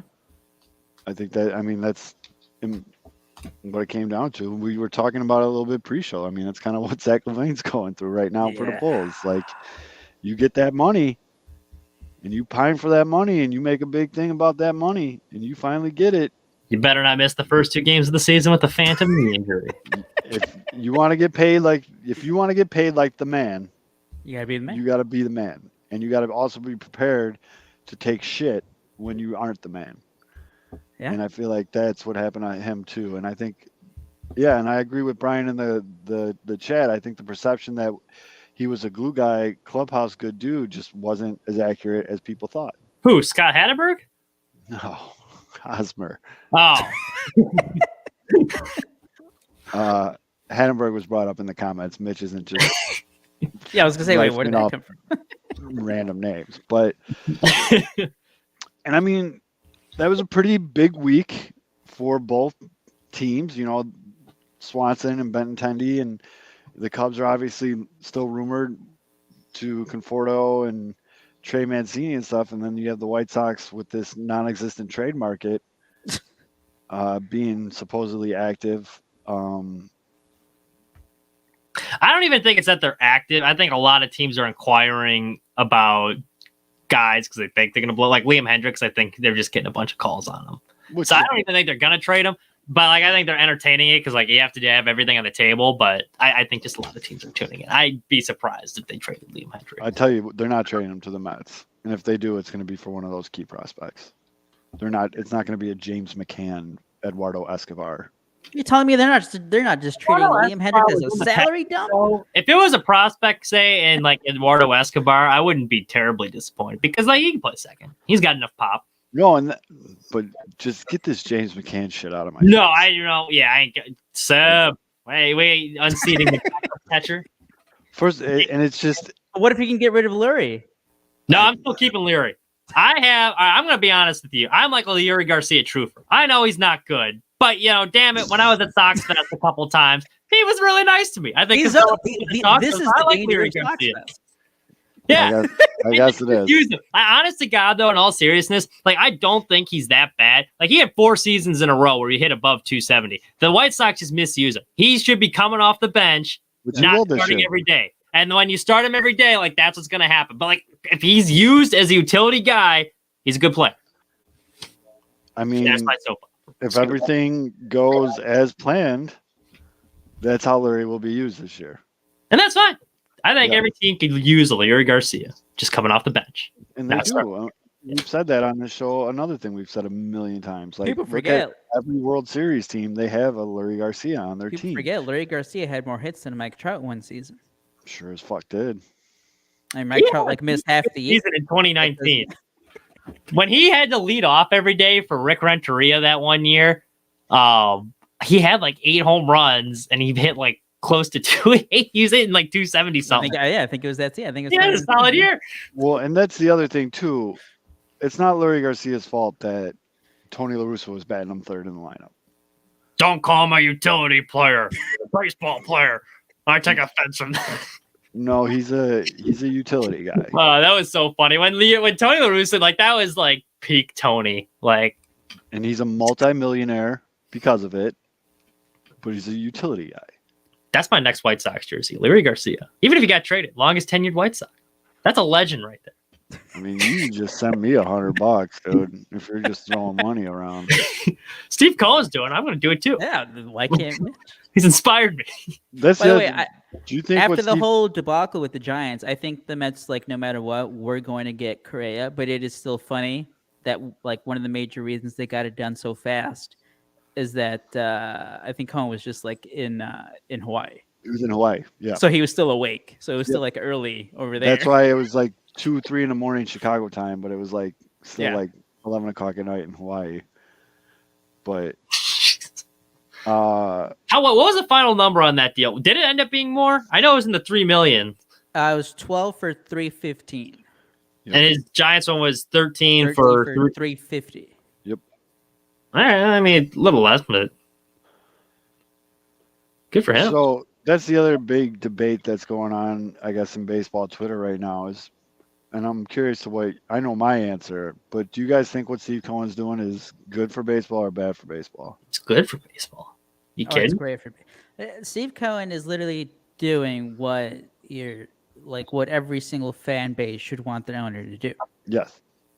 And exactly. Hey, like the Rams won a Super Bowl based off that philosophy. Yeah, we're gonna just sign all these stars. And I know it's a little bit different with baseball, but like, yeah, Steinbrenner was doing that for years. Like those Red Sox, Yankee teams, they're buying all their teams anyway. That's just what baseball's been. I Good. also think Want to spend money, not giving crap. it's not going to happen to Jerry. Jerry gives a flying fuck, but I think this is going to show other owners though that it's time to get off that wallet, man. Like, especially if the Mets make a run this year and end up winning the whole damn thing, you want to be competitive, you got to spend. Yep. And I also think, where was I going to go with this? I think it's great for baseball. Oh, the fact that he went out and spent more money this offseason with the luxury tax than the entire AL Central. Dude. He outspent a whole ass division. Well, and that's like the Benintendi move. You're like looking at it, and it's like $15 million a year. That's a pretty good deal. And you look, and it's like the highest contract in White Sox history. And it's so like, what? embarrassing. It's so embarrassing. For a big market team too. If it's like the Royals or Athletics, because like Hold baseball on. revenue. I think I saved this picture. But they're a big market team. Like they got this. Yeah, I think like one of the other notorious cheap franchises been like the Pirates. Okay. I think because like they're one of the teams that has never done $100 million deal too, and I think they've signed like 2 of their biggest deals ever this offseason, and it's been for like above $10 million. Here's your stat. Remember when we used to do stat of the day? Stat of the day. Who was That's a it good sponsored by? segment. Tickblitz. Tickblitz stat of the day. Blitz? Tick Blitz. Tick- TIXBLITZ. That guy still DMs me every once in a while. He's a good guy. Shut up. So the Mets payroll is $495 million. That's more than the following teams' payrolls combined. You might want to get comfortable. Oakland, Milwaukee, Cleveland, Miami, Washington, Baltimore, Pittsburgh, Tampa Bay, Cincinnati, Kansas City, and Minnesota. That is all of more those- than right a third of the league. All of those teams combined have less payroll than the New York Mets do. The 9 Mets in their squadron. You gotta spend money to make money. Steve Cohen, and like he's eventually gonna sell the Mets, and after he spends, That's an insane stat. I'm sorry, that's insane. That is so like after he spends all this money, because I saw the stat, they've spent $1.6 billion in total contracts the last 3 off seasons. So when he sells the Mets, whenever he does, guess what? He's gonna sell that bitch for like $5-6 billion. Oh, he's walking out. Like he's making out pretty. Don't What worry, just guys. happened to the racist asshole in Phoenix? Oh yeah. A cool $4 billion. Yeah. Don't worry, guys. These guys can afford it. Yeah. They get plenty of money every year from MLB revenues. All their revenue streams. They can completely afford this. And guess what? Even if they do, at the end of the year when they're doing their budgets and they're like, shit, we kind of spent more than we made this year. If they win, they're gonna be making more the next year. Well, it's okay. This is where the one counter argument would be for it's bad for baseball. I still do think it's like good for baseball, good for them spending money, but not every team's going to be able to. Like you mentioned, like the Pirates is like one of those teams. And it helps that the Mets are in New York, like because you're getting that huge revenue share. Where like Pittsburgh, you're not getting that money. So like George, I remember having this. I interviewed this director that did the documentary like Believe Land, and like George Steinbrenner almost bought the Indians back in the day. And so he ended up buying the Yankees because the Cleveland screwed him out of it. But like he was saying, like George probably would have spent a bunch of money in Cleveland, but it wouldn't have been able to last as long as it did in New York, just because like no matter how rich you are as an owner, you're not getting that big revenue share. Like it's just you can't compete as a mid to low market team in the MLB the way it's set up. I saw this about their tax penalty stuff, the like the penalties you get when you go over the luxury tax. Yep. I think a portion of that it gets spread out to the smaller revenue teams. As Brian just said in the comments, spend money to make money. Tell that to Oakland owner who keeps swimming in his Scrooge McDuck pool filled with other teams' luxury tax payments. Exactly. Yeah.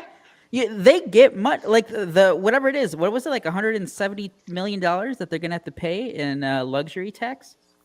Like that, like part of that money is gonna get spread out to these other small market teams. Yep. Yeah. And my other stat that I can't prepare with stats tonight, folks. Stat head over here. The top, wrong stat. That's the second stat. Top 10 teams as far as 2023 projected payroll. Mets, Yankees, Padres, Phillies, Blue Jays, Angels for some fucking reason. Oh, Trout. Yeah. Trout. Angels, Braves, Dodgers, Astros, and rounding out your top 10, the Chicago White Sox. Woo! Here's the top 10 teams projected WAR. Tell me where you see these line up. Mets, Yankees, Padres, Braves, and then the Raves. The Tampa Bay Rays sneak in there because it's the fucking Outlier. Rays. They do Moneyball correctly. Blue Jays, Astros, Dodgers, Cardinals, Guardians. Notice who's not on that top 10 list of projected WAR. You know who's not on the top 15 list of projected WAR. Now, I know I said earlier in the show, I don't take these projections as gold, but I'm just saying, if that doesn't tell you you got to spend money right now on the paper, Mets, Yankees, Padres, Braves, they're cooking. Yep. It's as simple as if you don't have a great farm system or just have an insane minor league developmental system like the Rays or Cleveland, Or what the they've done Dodgers. with pitching, or the Dodgers have everything. They're a unicorn. You have to spend a lot of money to get the best players, and that's how you're going to get a better projection. It's as simple as that. You got to. Cleveland, who wasn't in that top 10 of projections, they spent some money this offseason, and now they're better. Yep.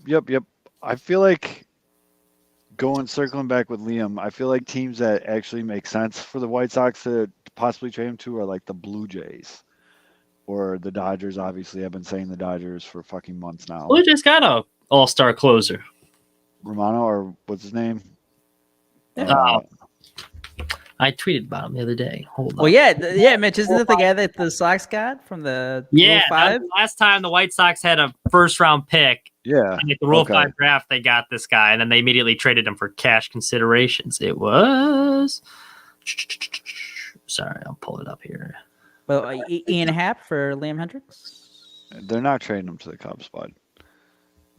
Right. Yeah, no, that's not it. I'm just trying to think of teams that have something that would be beneficial to the White Sox that need a closer. I mean, the one that jumps off the page, it's the Dodgers. Yeah.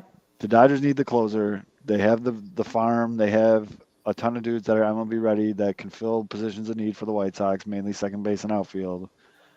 The Dodgers make a ton of sense. And I understand that the last time the White Sox sent a closer their way, it didn't really work out. It is Jordan Romano. It is Romano, yeah. And then the other thing, too, with the Mets trade that I don't understand why Liam did not particularly do well in the dual closer setup. Yep.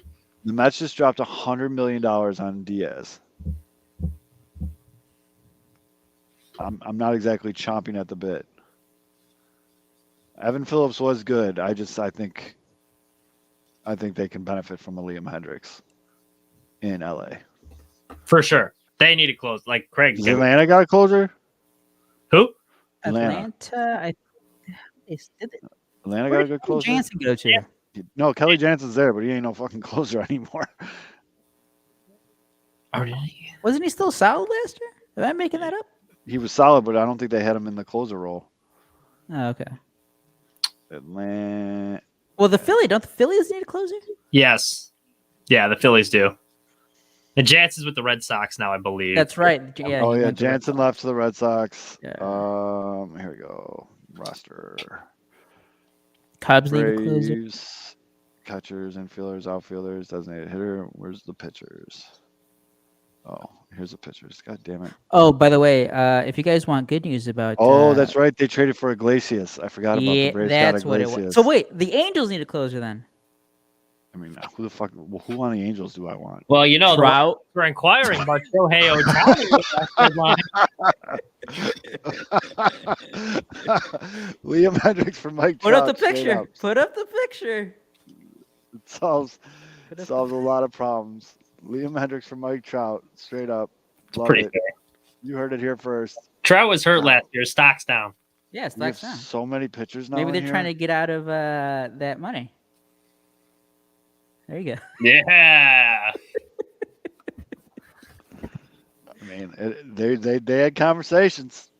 They had conversations. You know, you give them Liam Hendriks and then Leury Garcia, who can play multiple positions. So it's kind of like what Shohei does, hitting and pitching. And it's basically the same thing. Maybe throwing Gavin Sheets. He hits for some power. Even Lefty bat, another Yeah. lefty bat. Yeah. I'm sprinkling in Gavin Sheets in any deal. A little sweetener. Here's a little Gavin Sheets for you. Little Gavin Sheets. Just drizzle in some sheets. Danny fucking Burgers. Danny Burgers is primed to have a big year this The year. food in this. He has all the protection in the world now. Heart attack. He was playing in You- Chicago by August. Like this. Yeah, Danny Burgers in Chicago is a dead man, first of all. And second of all, I mean, you can't go around him, like figuratively and literally anymore. Because Danny, This Padres pitch is shitting bricks right now. Why? Because Danny fucking Burgers is up and back. Guy just ordered Shake Shack straight to the dugout. He's the Shake Shack straight to the dugout part fucking kills me every time. Oh shit. No, I think he's like the cheapest option they have in New York now. It's like, how much are you making? Oh, 10 mil. Maybe we should pay for dinner for the poor. Yeah. Oh boy, there's got to be teams that need closers. no, there are. I mean, the Phillies need a closer. Phillies would be the big one. Who the Phillies got that we want? I mean, I don't think they're trading Stott anymore. No, ship sailed on that one. I don't really know. I don't think they have a good farm system. I don't really know. Let's see. Nicholas Castellana. Phillies farm. There you go. For right field, maybe they want to dump that money because he There we was go. brutal. He was pretty bad for him. He won. 22. I still have faith in Castellanos, though. I think he's having a bounce back season. Phillies. Oh, by the way, Stephen Kwan. I know you guys are worried about him. Cleveland. Yeah. Hate the guy. You guys obviously know he doesn't hit the ball hard. He's just annoying as hell because he just No, he gets hits home runs singles. against the White Sox. Only the White Sox. He definitely hits home runs against the White Sox. Fangraphs wrote a story the other day, looking at like rookies who don't hit the ball hard but like are good. Like, can they He's so eventually? good. I hate him so much. Can they eventually, raise their average exit velocity? Things aren't looking too good for guys like Stephen Kwan. Mm. Big year too, because like Stephen we Kwan said, is the for type. guys like Madrigal, Yeah, they can that only was hit into so much luck. Stephen Kwan is the type of guy, though. You're saying that, yeah. Stephen Kwan's the type of guy that I am going to absolutely hate him with like the energy of like 1,000 fucking armies. I'm going to hate him. Well, the good thing Unless is he you guys was have your like own on- Stephen if- Kwan now. But then if like there was just like a rumor like, oh, or they made like some weird deal where Kwan, I would go and pick him up. He's an O'Hare pickup guy. I would love Stephen Kwan on the White Sox. Wait, he's just Love like Stephen. Nick Madrigal. I am looking at the Phillies farm system here. I don't think it's good. Not great, Bob. Not great, Bob. Yeah, are we really in the spot where we're trading for prospects, though? If we're going to be trading Liam Hendriks, we Not- better have some They got a major second league base prospect name. Oh, fuck, I'm going to butcher the shit out of this kid's name.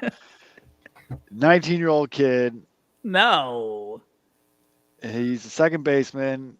He's ETA into the league is 2025, so he's out. We got Colson Montgomery. That man is Yeah. useless to us. Yeah. I'm not even going to say his name then. Good. Oh, that was a good save. Not even gonna say his name. Not even gonna put that out there.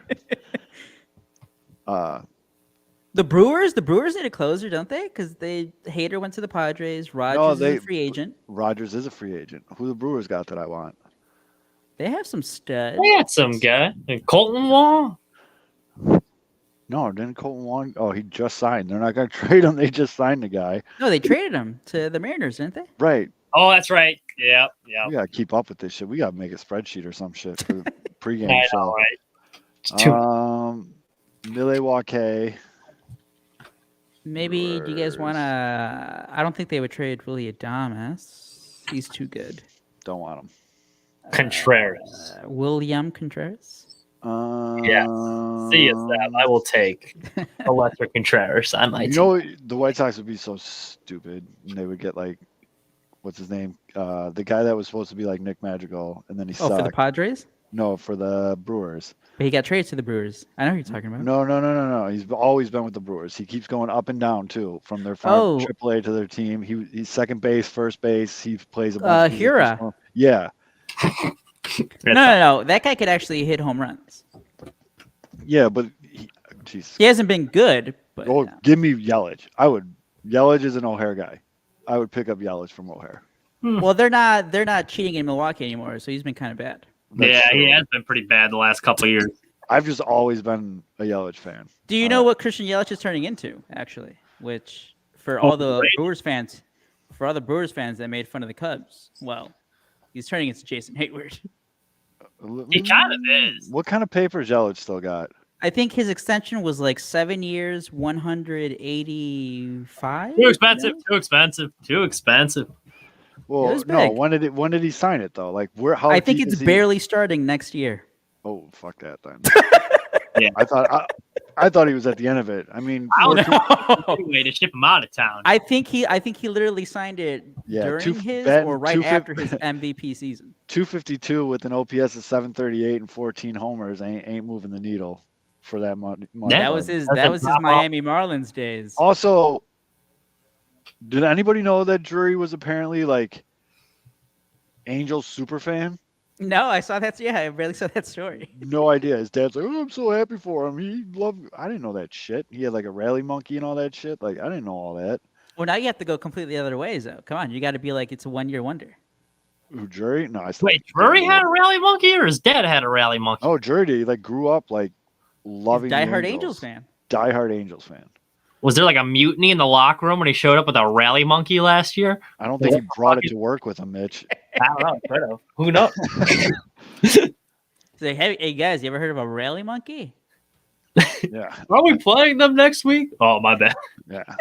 You see when him that was a coming really in. big thing? You see him coming into the clubhouse just in like an Angels t-shirt. Yeah, like a Tim Sandman jersey. Like, what's up, Hi, guys? Shohei, can you sign my ball? Yeah. Mike Trout, can I get another autographed baseball? I mean, the Angels are going to be fucking booty cheeks again, but I still think Drury's going to be good. Death, taxes, and the Angels being booty. And I want him to be good too now because of all the people. I know you're watching too, Beef Loaf. All the people that think he's going to suck. Drury. Yep. Hey, that's one thing Kevin and Jed Hoyer had. Yep. See, there he is, right on cue. You motherfucker. You lucky you're so handsome. Beef Loaf said, "Sorry, not sorry for your loss, though. Drury has a 2 career B WAR. 2.6 of it was last year. Yeah, see, he's on the fucking stock. You're a numbers guy, dude. His stock's trending up, bro. Like, turn it around. I don't know. I'm in deep with that, so I got to ride it out. I mean, look at the line of protection he's going to have next year. The good news is for a breakout. But the good news is he's on the Angels, so like once the season starts, no one's ever going to talk about him again. Yeah. So, see, that's what I want for Nick Madrigal. I hope he goes to the Angels. Nick Madrigal, he would be perfect on the Rockies. Send him somewhere. I mean, he's an Oregon guy. Send him somewhere West Coast. Send him somewhere where there's no expectations. He can wake up. It's like it's like when your dog gets old and you give it to a farm. Except for he's 25. Yeah. But like I'm just saying, you want him to go somewhere where he doesn't. Yeah, like no one's gonna hurt him. Hey, no one's gonna hurt him in Miami. No. Just keep him on the bench if you're the Cubs. I don't know about Nick. Having a Nicky 2 strikes coming in to pinch The hit thing- that pinch run late in the game. The thing I worry about though with that is like, wouldn't he lose his rhythm? Like he's used to being an everyday player. No, he's not. He's hurt half the year. Well, there's that too. Madrigal is a perfect royal. He does sound like a They roll. already have a guy with Nicky Lopez. No, well, Madrigal would be like Whit Merrifield 2.0. Dude. Maybe a worse Merrifield. I But still remember when Madrigal Royals goes fans were like, back in 2019, I think it was like, there's no way we would ever trade Merrifield to the Cubs if it's not Horner at least back. Beat it. Beat it. It's like a package has to Whit's start still with in Horner. Toronto, right? Yeah, Can we get him from there? probably not. dude, Get you Whit don't to- want Whit Merrifield. Let him ride it out, bro. Him Back- and Graffoyle's got history and shit. Like, let him ride it Sign out. me up. The years of being tortured by Whit Merrifield, Let him I'd be just fine. ride off into the sunset as the White Sox second baseman. Yeah, but those always backfire. You guys know this. I know, but still. It's better than what we got. I'll take him over You're Sosa. starting to get into the psyche of White Sox fandom. We know it's bad, but we want it. Like, yeah, I'll take Whit Merrifield's better than what we currently have at second base. Who would you rather? Like, I obviously you'd hate to have both back, but like White Sox Twitter, everyone's freaking out about one of these two trades. Which would be worse for you if they came back to the White Sox? Nick Madrigal or James McCann? It'd probably be Madrigal just because it's annoying. The Madrigal shit's just so annoying to me now. It's ridiculous. It's bad. Brian Witt got vaccinated because he had to play with Toronto because he started with Toronto before they bounced that rule. Yeah, the Madrigal shit's just annoying as fuck to me. That's why I hope he goes out west. I hope the Cubs deal him. Just put him on the Angels, put him on fucking Rockies. The Rockies would be so good because like he'd hit like 280. Yep. Put Nick Madrigal in the Rockies and he hits 15 home runs. Act like I'm not going to go crazy on Twitter. Nick Madrigal on the Giants. Imagine all those inside the park home runs to right center. There you go. No, there you go. Guys, Come on, Giants, pony up. Look what we got. We got Just Nicky send him out two west. strikes. Yeah, we missed out on Aaron Judge. We fumbled the bag with Correa, but hey, we got you Conforto and Nick Madrigal. Don't forget, come on, Mitch Haniger. Respect. And Mitch Haniger. I would have taken Mitch Haniger on the White Sox. Oh yeah, Would you rather have Haniger or Benintendi? That's a tough one. That is a tough one. Probably Benintendi just strictly the deciding factor for me is left-handed bat. Okay, fair. Do Haniger, you guys think he gets back to his like 15 home run? no, I think he'll Benintendi? hit like 11. Yeah. I think he will hit 278, 11 home runs. Solid enough defense. Baseball Reference has his 2023 projection at 10 home runs All right, see, Mitch, I got more confidence. with the slash line of 278, 341, 403 with a Mitch, did you look these up? Swear to God, I did not look at that. with a 745 OPS. How many stolen bases, Mitch? 7. Does he steal base? 8. You lying. Oh, sack shit. You have Mitch. this open on your phone. You lying. Mitch All right, knows how- ball. how many Or we're RBIs? getting in a Benintendi. How many RBIs? 52. Holy shit. They got him at 57. Mitch knows ball, ladies and gentlemen. You know That's what right. you're gonna get. That's pretty impressive. That's pretty Wait, impressive. do another player. Do another player. So, Dansby Swanson. How many home runs Dansby Swanson going to hit? Projection, Baseball Reference. I'll put him at 25. 22. All right. How many stolen bases? Dansby Swanson. 15.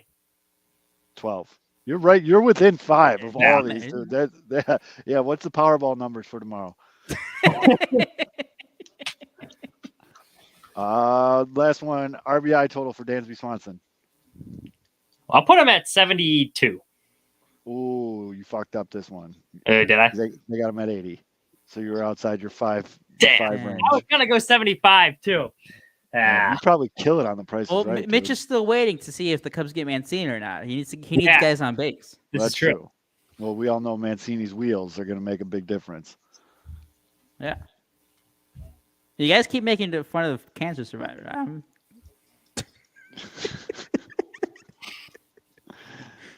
Oh boy. I actually kind of like this game where Mitch guesses projections because it's kind of freaking me out a little Do bit. TA. Do TA. What's Tim Anderson at All right, for let me pull up. 2023? Let me pull up Tim Anderson. I'm gonna overshoot TA. I got more confidence. TA is gonna be beefing up. He's pissed about his relationship. He's pissed that he was hurt. This man's gonna be hitting bombs next year. How many bombs? Let's put him at. Let's see. I said he's gonna be hitting bombs, but like I'm gonna put him at 18 home runs. Well, you are a fanboy. They got him at 12. I don't know. How many RBI? I have no confidence in TA. How many RBIs for the White Sox leadoff man in 2023? 43. Fuck, you're good. 41. Ooh. How many stolen bases? 18. Well, you're right at 5. 13. All right. All Overshoot. right.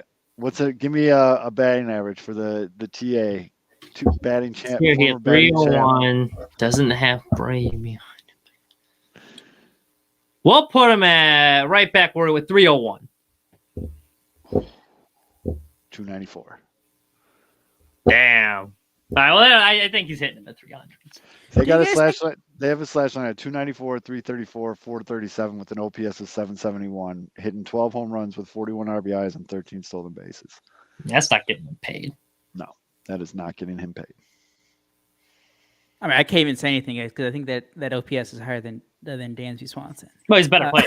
Like, let's not kid ourselves here. He's a better hitter than Dansby Swanson. I mean, I don't think that's like a like crazy thing for me to Well, say. he's a better hitter for average. Yeah. People shit on his fielding too. He's getting better every year. Like he's no Dansby Swanson, obviously, but like he's gonna be better than what he was. Last year got bad though again. Yep, it got bad for a little bit, but I think that some of that was because he was playing with his hand. Fat. That's true. I think a healthy Tim Anderson needs to have a big year in 2023 if he's even going to fathom trying to command the kind of money that. Well, he's saw not going to get tossed paid at for a him. while. No, he's got another 3 years. Yeah, but this is when you got to start building this shit up. Yeah. Like I think he's going to be like 31 when he becomes a free agent. Oh, poor Timmy. So Well, if he stacks 3 really good years together, apparently 31's not that old anymore. Someone will give him 9 years. well, the Mets will pay him. Based off his likes, he's as good as gone. He doesn't want to be in Chicago. Well, you see how quickly he unlike that as soon as people started going public. Yeah. Yeah, I think sometimes these athletes forget that people can see what you like on It's like Twitter. Samuel L. Jackson. I saw a tweet like that. He was liking all the porn bot stuff. Oh, Yo. Samuel! Yeah, Yeah, it's you the same thing. I like him, but I saw a comment. It's like, yo, Samuel. Everyone can see what you like. And all of a sudden, liked everything. Whoops. Yep, and I mean, it's fine. I think Tim was a little frustrated, but I don't blame him. You know what? I'm still team TA. By the way, do you guys I think he's gonna have a great year. I do too. are they going to change the balls? Well, Or is I don't offense know. just I don't know Is what's going offense on just with not the going to be home good run anymore? record. I think they need to use those. What do they call them? The The Goldilocks Goldilocks balls. balls?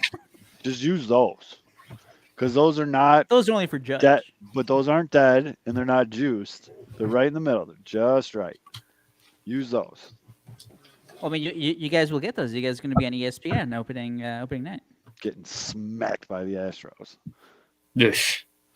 That's gonna suck. Ray walk off.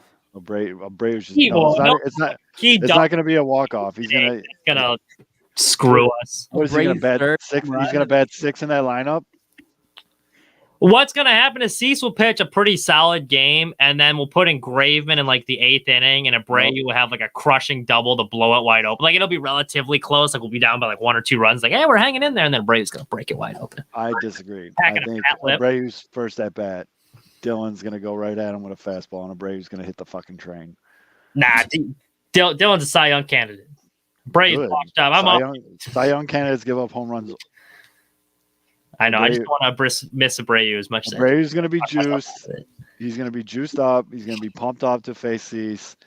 Cease is going to, he knows Cease, like, back of his hand. Cease is going to probably try to get cute with the slider or some shit, and Abreu's just going to fucking put it on the train tracks. First at bat with the Astros.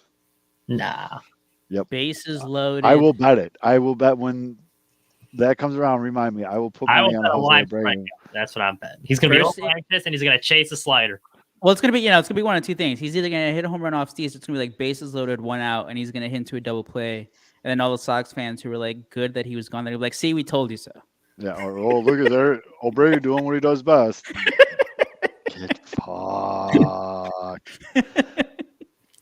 Or he's just gonna hit a bomb, and I'm gonna cry. Happy tears. Oh, 'cause yeah, I'll be because winning you'll have money. some cash in your wallet. Yep.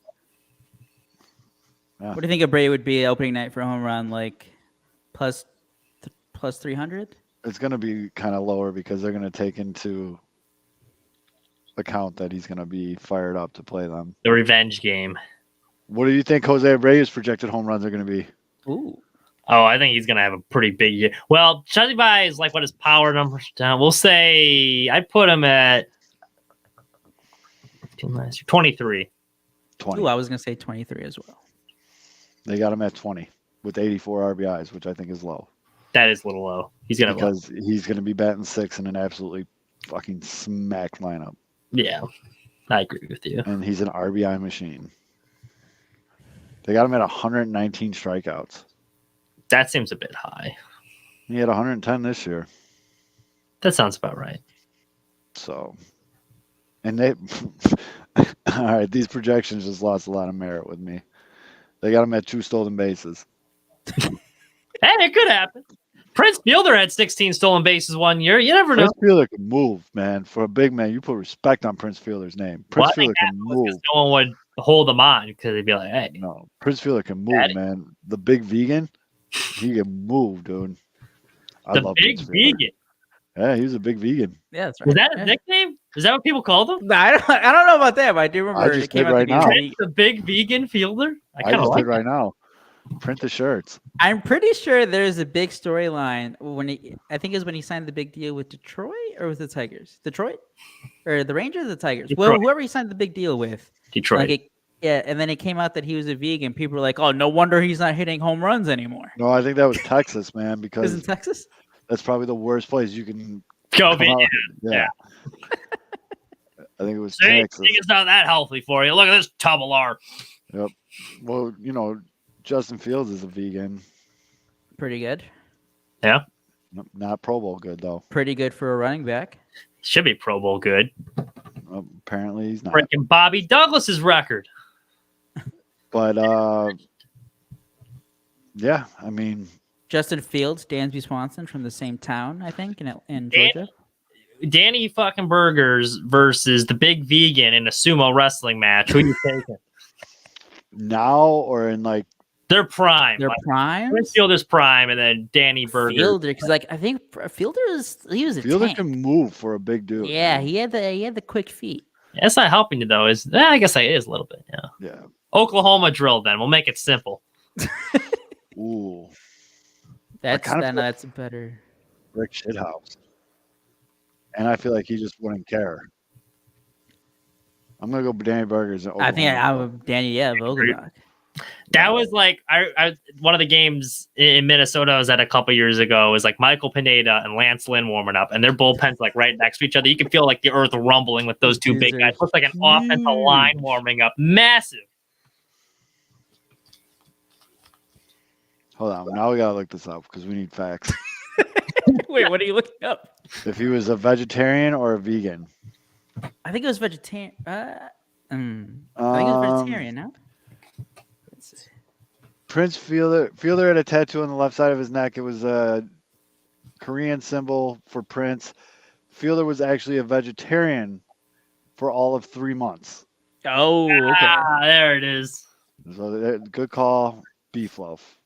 I don't know why that stuck with me, but yeah. I'm telling you, it was like a national headline. It's like fat guy Prince Fielder is a vegetarian now. Like Yep. that's literally what people were saying. Yep, and Poor it Prince. did come out when he was in Texas. Of course it did.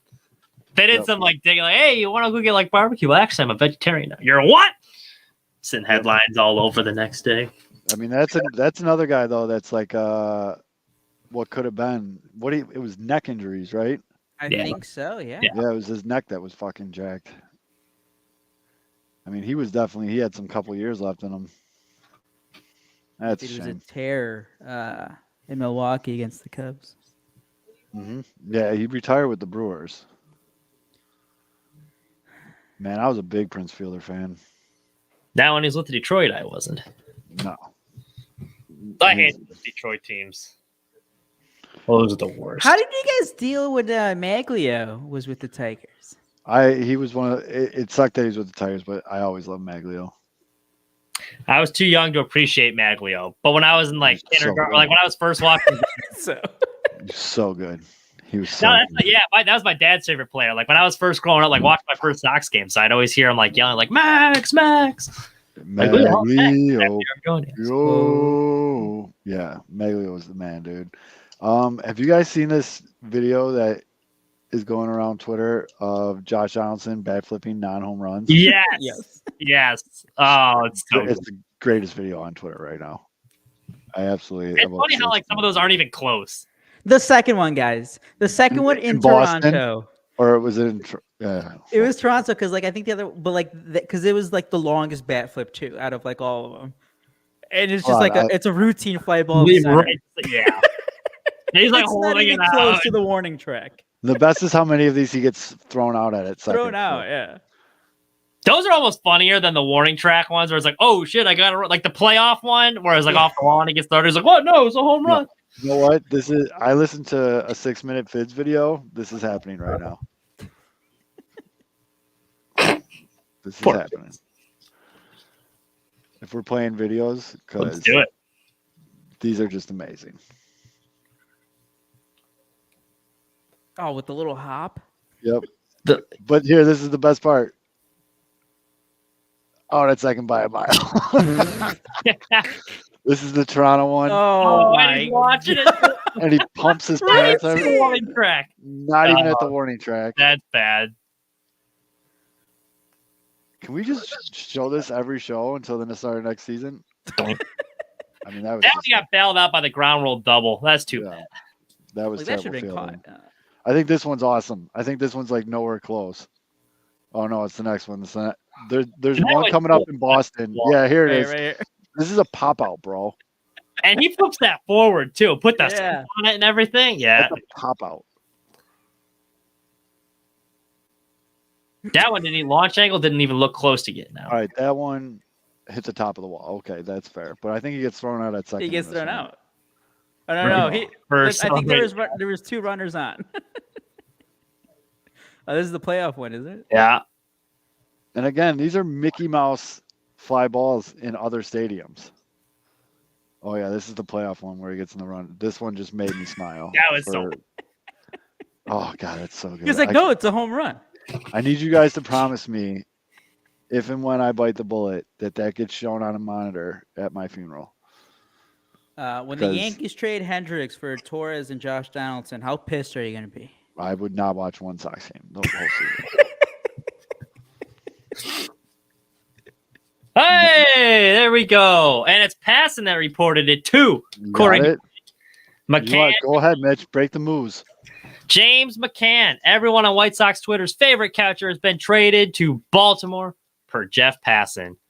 Wait, The wait, next- are you guys saying that the White Sox didn't just want to do a salary dump of Liam Hendriks Crazy. for I James thought. McCann? Thank God the madness is over. Yep. Hold on, I got it. Crazy. I thought Hendricks for McCann straight up was gonna happen. Shout out to all the MLB insiders that had Yeah. the heated talks between the Mets and White Sox for Liam Hendriks. I mean, that's actually a pretty solid salary dump for the Mets to get him off the books. You know, I mean, no, that's the point though. You wouldn't be getting a good player back. No, it's a pure salary dump. Oh man.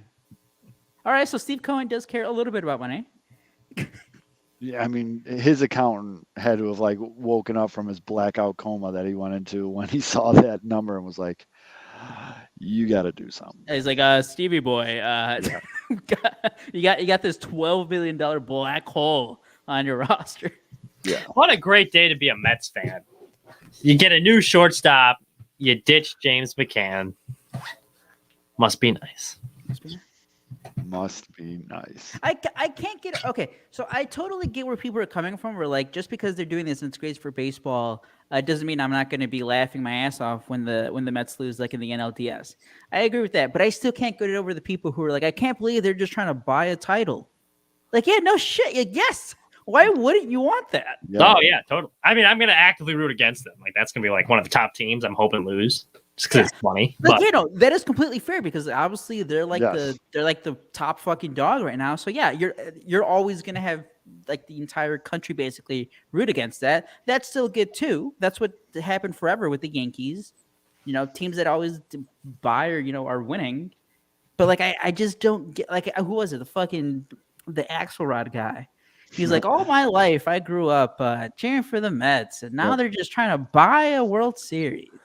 back in the day, you used to have to develop a farm system. Damn I it! mean, why would you be mad about your team going out and signing the best players? I think somebody quote tweeted it. He's like, I Be a White miss Sox being fan a for 5 loser. minutes. Be a White Sox fan for 5 minutes. Oh my god. I feel bad because we've done this. Our buddy Josh Nelson over at Sox Machine just tweeted, "We just finished recording a Sox Machine episode coming up with crazy trade ideas involving James McCann. Literally, as soon as we hit stop recording, he gets dealt to Baltimore. That's why you got to just do a 2-hour show, dude. You just keep going until something happens. But breaking moves, James McCann traded to Baltimore. What the hell is Baltimore doing? It just says a player to be named later. But still, James McCann sucks. James McCann is not good. No, but they'll sell their fans on the 2019 season. Hey, he was an all-star one. Oh, yeah, big time. Oh, other breaking moves. Lance Lynn got his first tattoo. Ooh, On his left forearm, it says "Big Nasty" That is pretty good. with okay. with buck antlers, and it looks like, is that 3 crows or crow's feet? I think those are birds. But it says "Big Nasty," and I love it because I hope he does a thing now where like he strikes someone out and it's just like "Big Nasty motherfucker." We did not. Did we talk about him being on Team USA? last week? Yeah. Yeah. Oh yeah. I think it was after you signed off. But yeah, Mitch was. We're talking about guys pitching, especially pitchers, being a little worried. Yeah, Glad you listened to the rest of the episode. Not definitely didn't. Not a fan of him putting extra miles on there. Yeah, where I'm with you there. Totally. Especially like we said this last week too, so we won't get too much into it. But like you got like Kopech doesn't throw a lot of innings. Clevenger has thrown 200 once. Like he's supposed to be the workhorse guy. I don't want extra miles on him.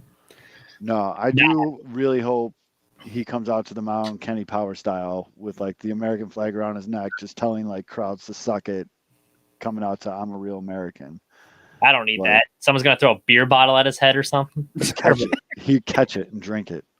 Yeah, I guess that's true. These big fucking nasty motherfuckers. Respect. It says it on his arm. I don't like the little birds though. It kind of makes it look like a broad tattoo. But still, Let's focus on the positive. focus on the positive. You know what? Video in Pittsburgh. You want to talk about positive? That was electric. Oh my We god! kind of lost a good pitcher. Look at this guy. That was sad.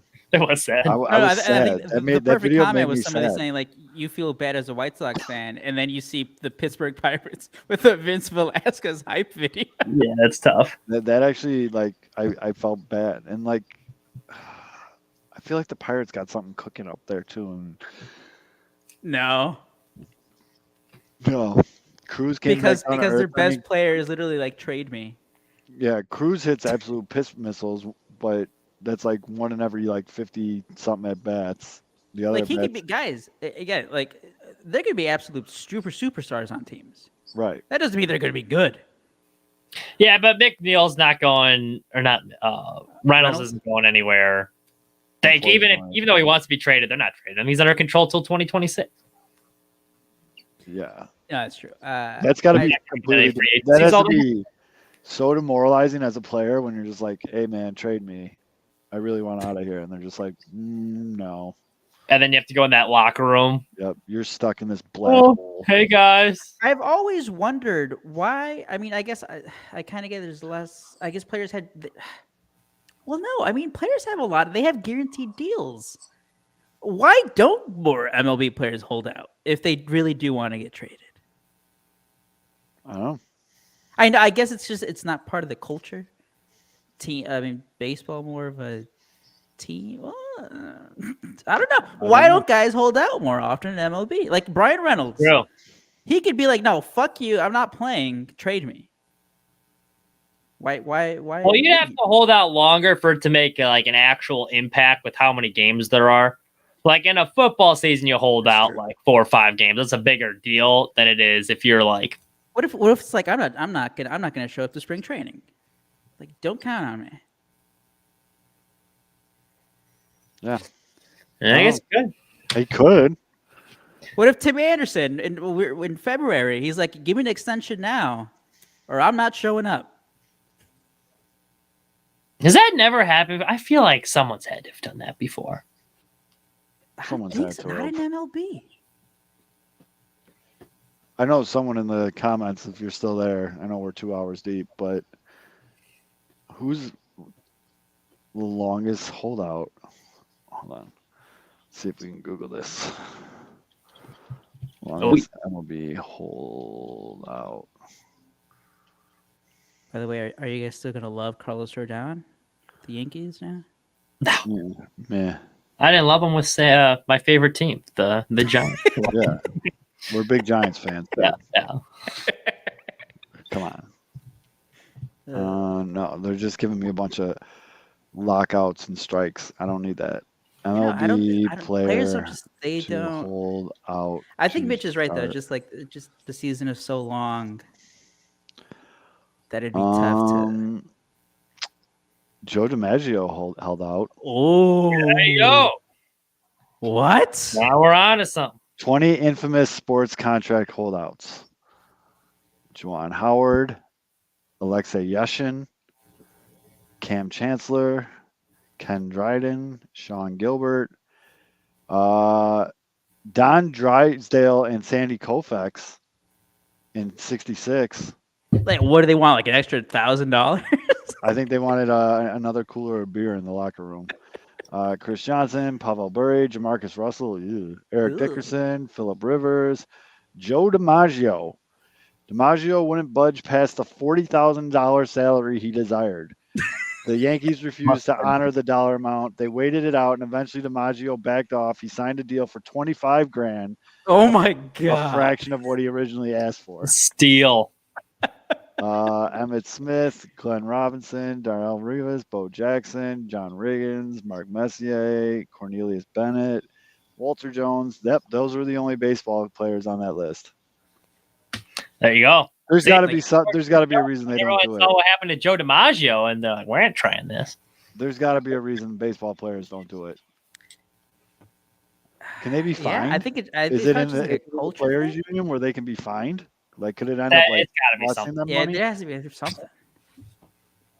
Yeah, because especially because again, they have like if you're let's say you're an established player and you have a guaranteed contract, but like your team is bad and like they're not getting better, and you're like, I'm tired of this shit. Trade me. Which is you just described Brian Reynolds.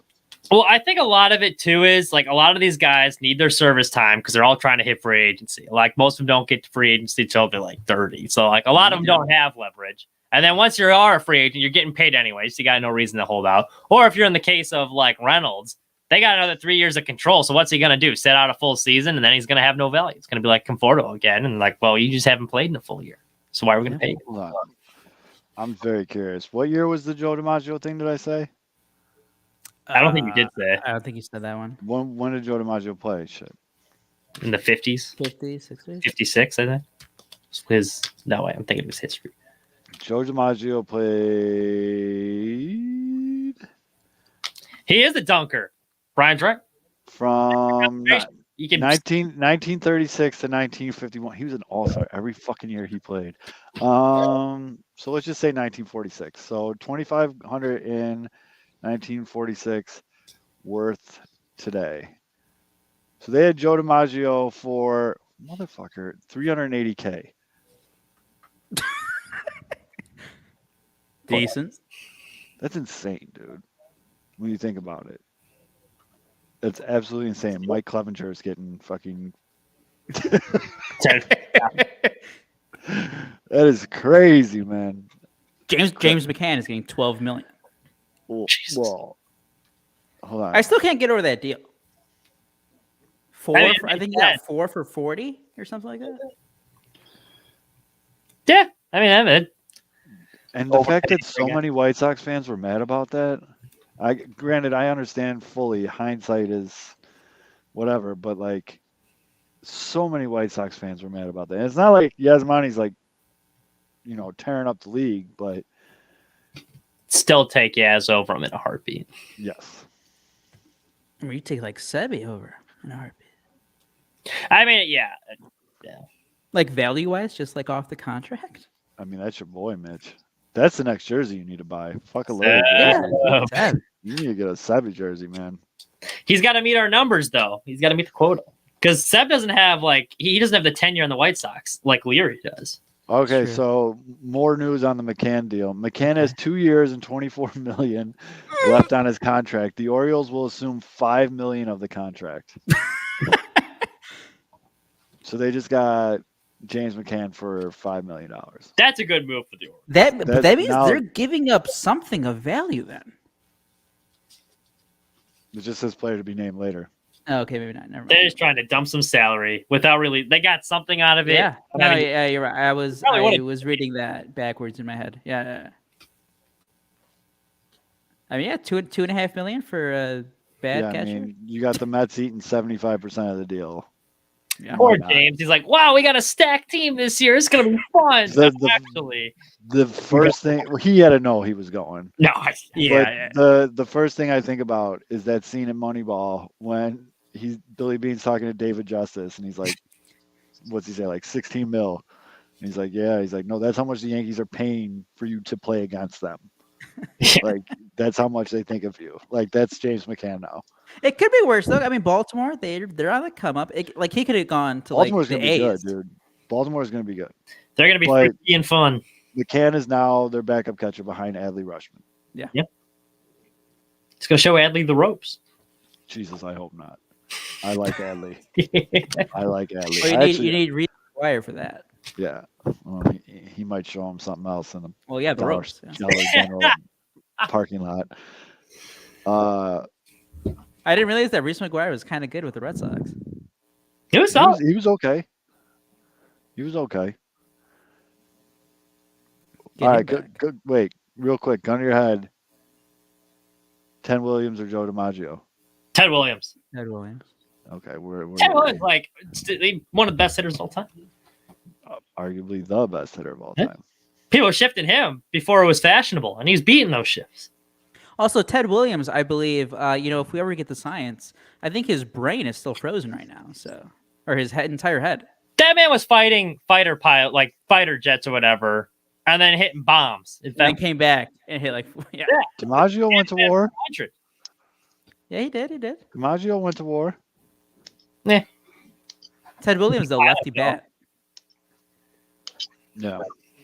So, all right, Mitch, you got anything from NASCAR Minute? I know it's the off season. I do. I've been holy crap. I'm telling you, though, Hold on. Mitch is missed the last most week. prepared.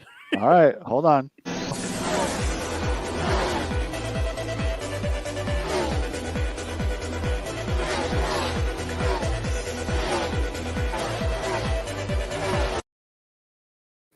So, Zoe, last week you missed it. We did the retired numbers game where the Cubs and Sox, all the retired numbers, we had them pick one of the numbers, and whoever had the more successful NASCAR career, whichever NASCAR when that number was more successful, would win. So we got another version of that. Well, actually a little bit of different game here. Going off of what you said with the big vegetarian there with Prince Fielder, pretty good nickname. We're going nicknames.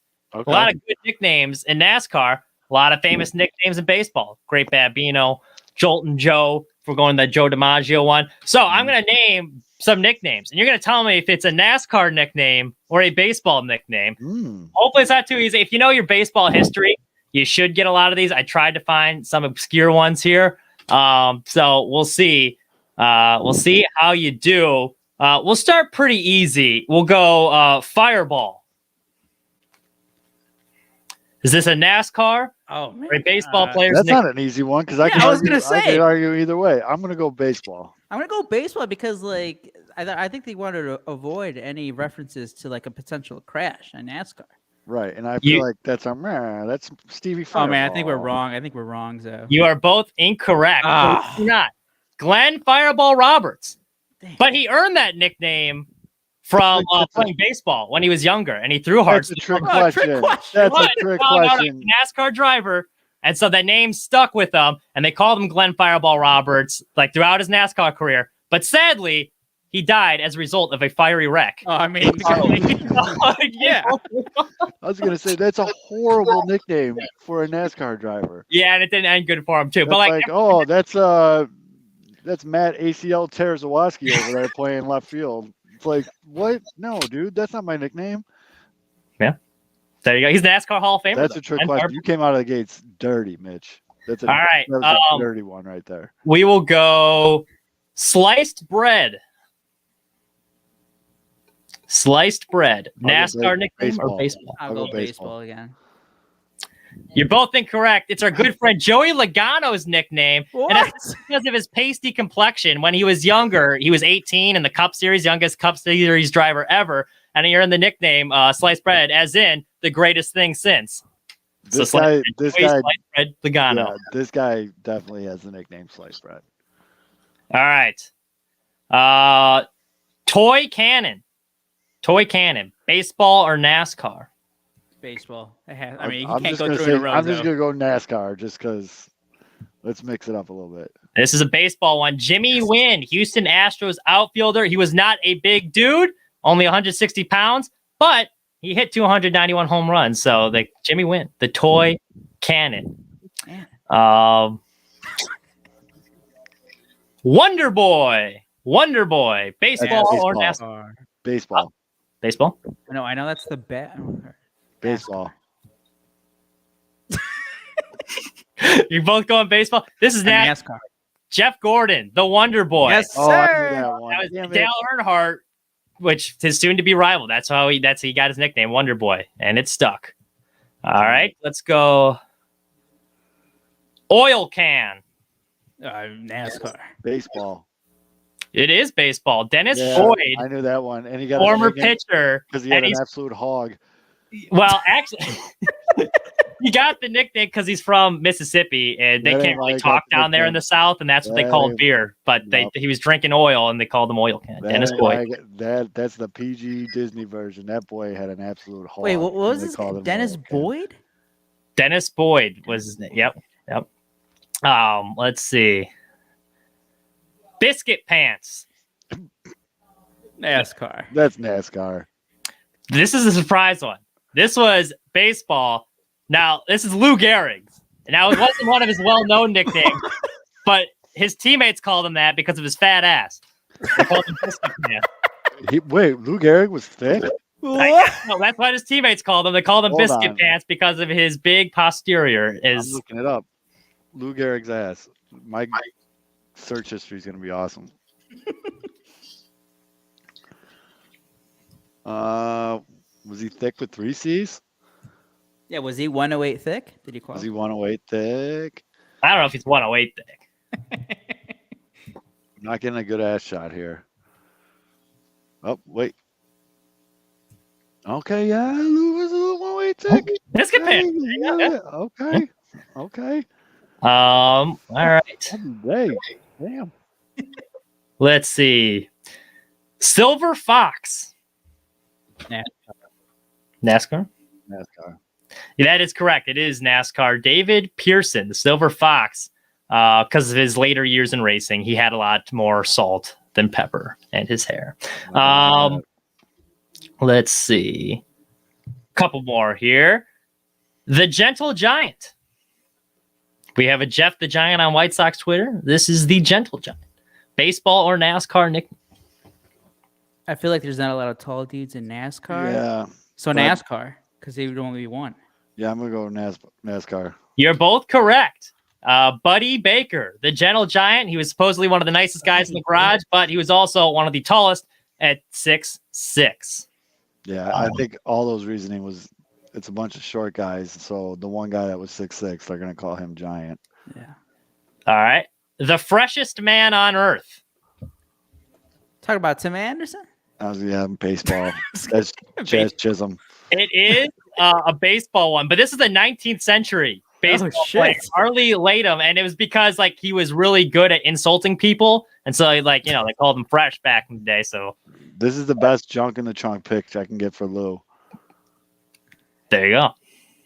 That boy thick. He's thick. I don't know. Beef, if you're still watching, can we get a ruling? Is this 108 thick? Like, is it just the pants or is he thick? I think, well, the pants were baggier back then. So for That's- him to be yeah. putting out that kind of peach in those baggy But like, what if pants we got like a means- little gust of wind, so like I mean, it kind of inflated it? I think he's packing, dude. I think he's got some hams back there. Babe Ruth is on the team, and Lou Gehrig's the one getting called biscuit pants. So I think Yeah. that tells you all. I think he's got some hams, dude. Yeah. And although if you do not put that we discuss Lou Gehrig's ass in the description of this episode, I think I'm gonna I think that might be the title of the show. be gravely disappointed. You have Just- to listen for 2 hours to get to it, but it's in there. It's called biscuit pants. Yeah, there you go. Yeah, just call the episode Biscuit Pants. Done. I love Kevin's it. gonna be like, "What the fuck happened on this Yep. episode?" All right, the mayor, NASCAR or baseball? I could argue either way on this Baseball. one. This is a tough one. You're going That is a baseball. tough one, I think. I'll go NASCAR then, just to go, so you Yeah. can't say you're both wrong. This is NASCAR. Jeff Damn. Burton, the mayor. He was referred to that because he'd always give out advice, and he liked keeping order in the garage. So Oh, we that- got a Fred question. We have Hoiberg? hold on, interruption, timeout. We got a question from an actual listener. I have a question. The Mets are paying 19 mil, but because he's not on the team anymore, does that 19 mil count towards their luxury bill, tax bill, or does the deal save them like 25 mil or just 5 mil? Like, where does this money come out of that the Mets are eating? So They're only saving 5 mil. yeah, they're only Yeah. And, saving it's- 5 mil. and does that just come off their payroll for this year and next year? I think that yeah, Yeah. well, probably. According to Brian, it saves them $8 million total. I don't know how that works. So they're paying $5 million of salary. Well, his original The deal, luxury tax yeah, number. the luxury tax, I think, because wasn't his deal for 40 million? Something like that. So the average year of that is 10 million goes to their luxury tax, or I'm- that's the luxury tax payroll is 10 million because they take the AAV of a deal. In terms of like the year by year money, so if you had 24, All right, back to biscuit pants. yeah. Need more biscuit pants. That question. Yeah. All right. Two more here. Ugly. I mean, it's baseball. That's baseball. Well, it could be either. I'm gonna go I baseball. mean, that definitely could be either, but I'm gonna go baseball. You would think it'd be NASCAR, but it is baseball. No, And it was a self-proclaimed nickname. And the guy here's another funny name for you. The guy's name was Donnie Dickshot. And he called himself Ugly. So the guy's name was Donnie Dickshot, and they felt the need to give him another nickname. He gave himself his Well, he own gave himself the nickname. As if the name Dickshot wasn't unfortunate enough for him, he gave himself his own nickname. And Johnny Dickshot, he called himself Ugly. I'd And be it's like, no. And first of all, if you came into this world with the last name Dickshot, and the good Lord was bad enough to make you ugly, I mean, you have a built-in pickup line. And if you're Yeah. ugly and can't use, now I gotta look this guy up. What's his name? Donnie Dickshot. Donnie Dickshot. Oh my God, my search history. I hope my. Double D. Johnny, on the Uh, block. Johnny Dickshot. Not- Yep, nicknamed Ugly. Hey, you think I'm lying to you here? We put in some research for this NASCAR man. He wasn't an ugly guy. That's what he called himself? Yeah, that's why He you was call like him one of those Ugly Guy. confident. Yeah, I don't know. It's the old This bait and is switch. this is a photograph of Donnie Dickshot, the self-proclaimed ugliest man in baseball. I mean, bro, you're not going to get around the fact that your last name's Dickshot. Like, you call yourself whatever you want, but No, I think that was purely expectation things. He shows up to the bar, people are like, "Oh, here comes Ugly," but then he shows up, he's not as ugly. It's like, "Oh, okay." that's He, true. in your that's mind, pretty- he's better looking than you think. that's a pretty smooth move there, Donnie Dickshot. All right, final one for you, and you better get this one right. The Intimidator. Oh, I mean, that's NASCAR. Yeah, Dale Earnhardt, the Intimidator. That's the Race easiest. help- That's the most race famous help. nickname there is. That's Donnie Dick shot. Hey, Donnie's a fine-looking fella. Yeah. Nah, see, Donnie. By the way, speaking of nicknames, I looked at the nicknames for Swanson and Andrew Benintendi, and according to Baseball Reference, it's just Dansby Swanson's nickname is apparently just Dans, and then Lame. Benintendi's just Benny. yeah. We gotta do better. Well, first of all, shout out to Janice because she had a tweet that actually made me laugh out loud that the White Sox need to rename the chicken tenders the Benintendis. Yes. Yeah. That's phenomenal. That's just, I mean, that's a slam dunk. If the White Sox don't do that, they're Burger and the Benintendis. Dansby Yeah. Swanson does have a pretty good username on Twitter, though. Lieutenant Dan. Pretty okay. good. Didn't he have that on the back of his Players Weekend jersey one year? Did he? Probably. Oh, maybe that's where it came from. Let's go to the internets. The internet is great. I think it was Brian too who mentioned it earlier. Dansby, that is a pretty how do you describe it? Pretty frat boy name. Oh yeah, very Wrigleyville. It is pretty Wrigleyville. I mean Dansby Swanson, yeah, definitely. No, he had Benny on the back.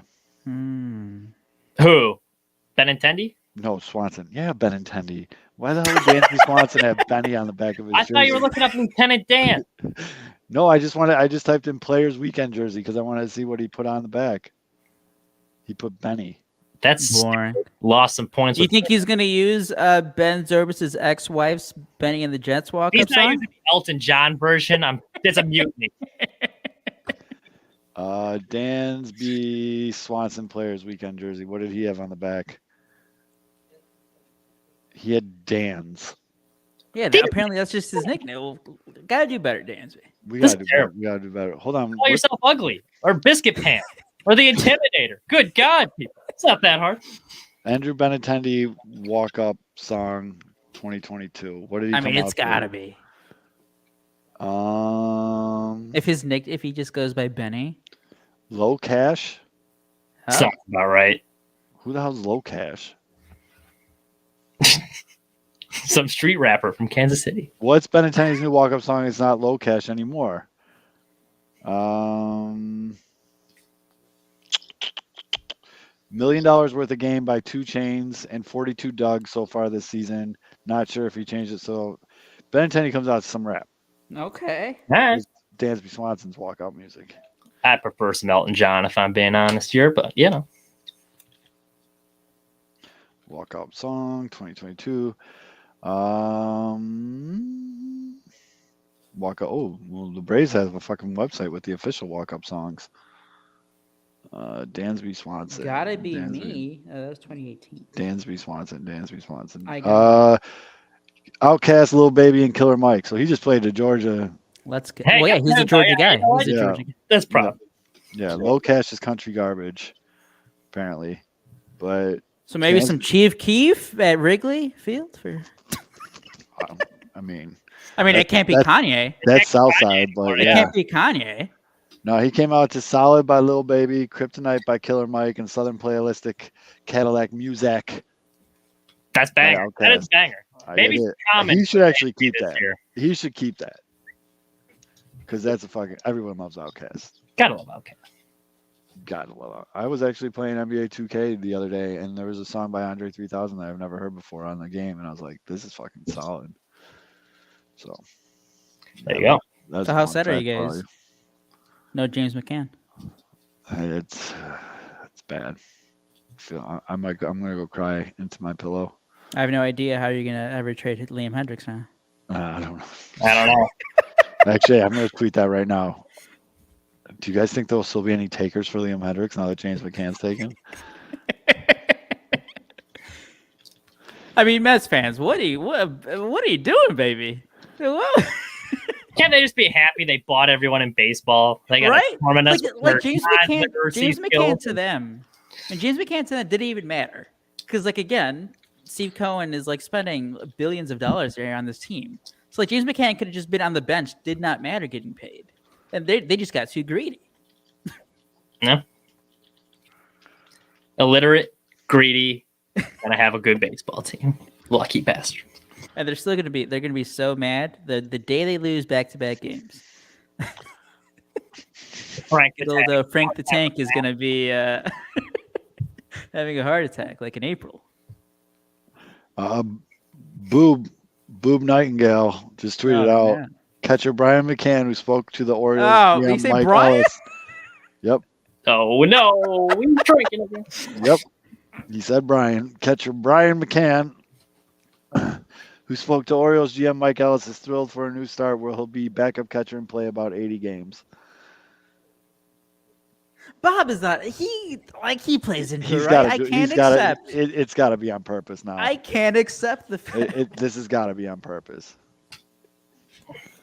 It's like every other day. Maybe he is doing it on purpose.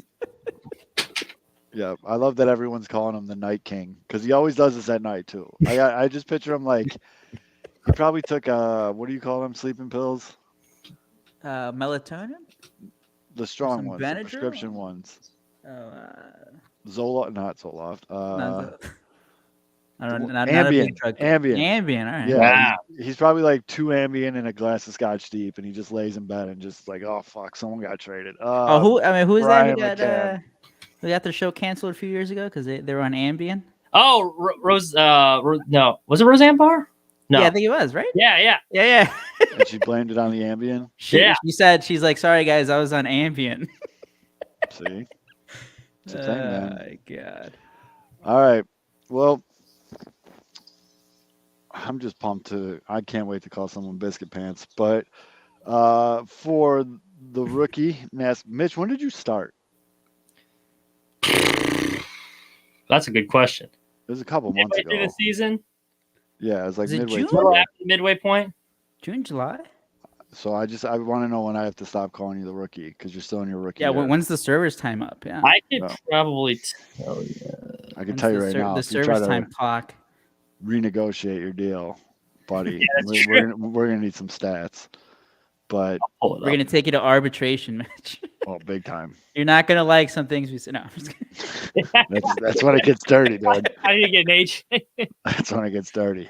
Last 4 minutes going to averaging over 5 minutes, and we're gonna have to dock you some pay there. Yep.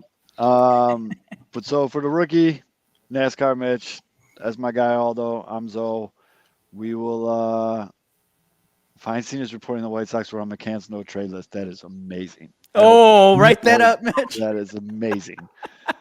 That actually is a great way to end the show. That just made my fucking night.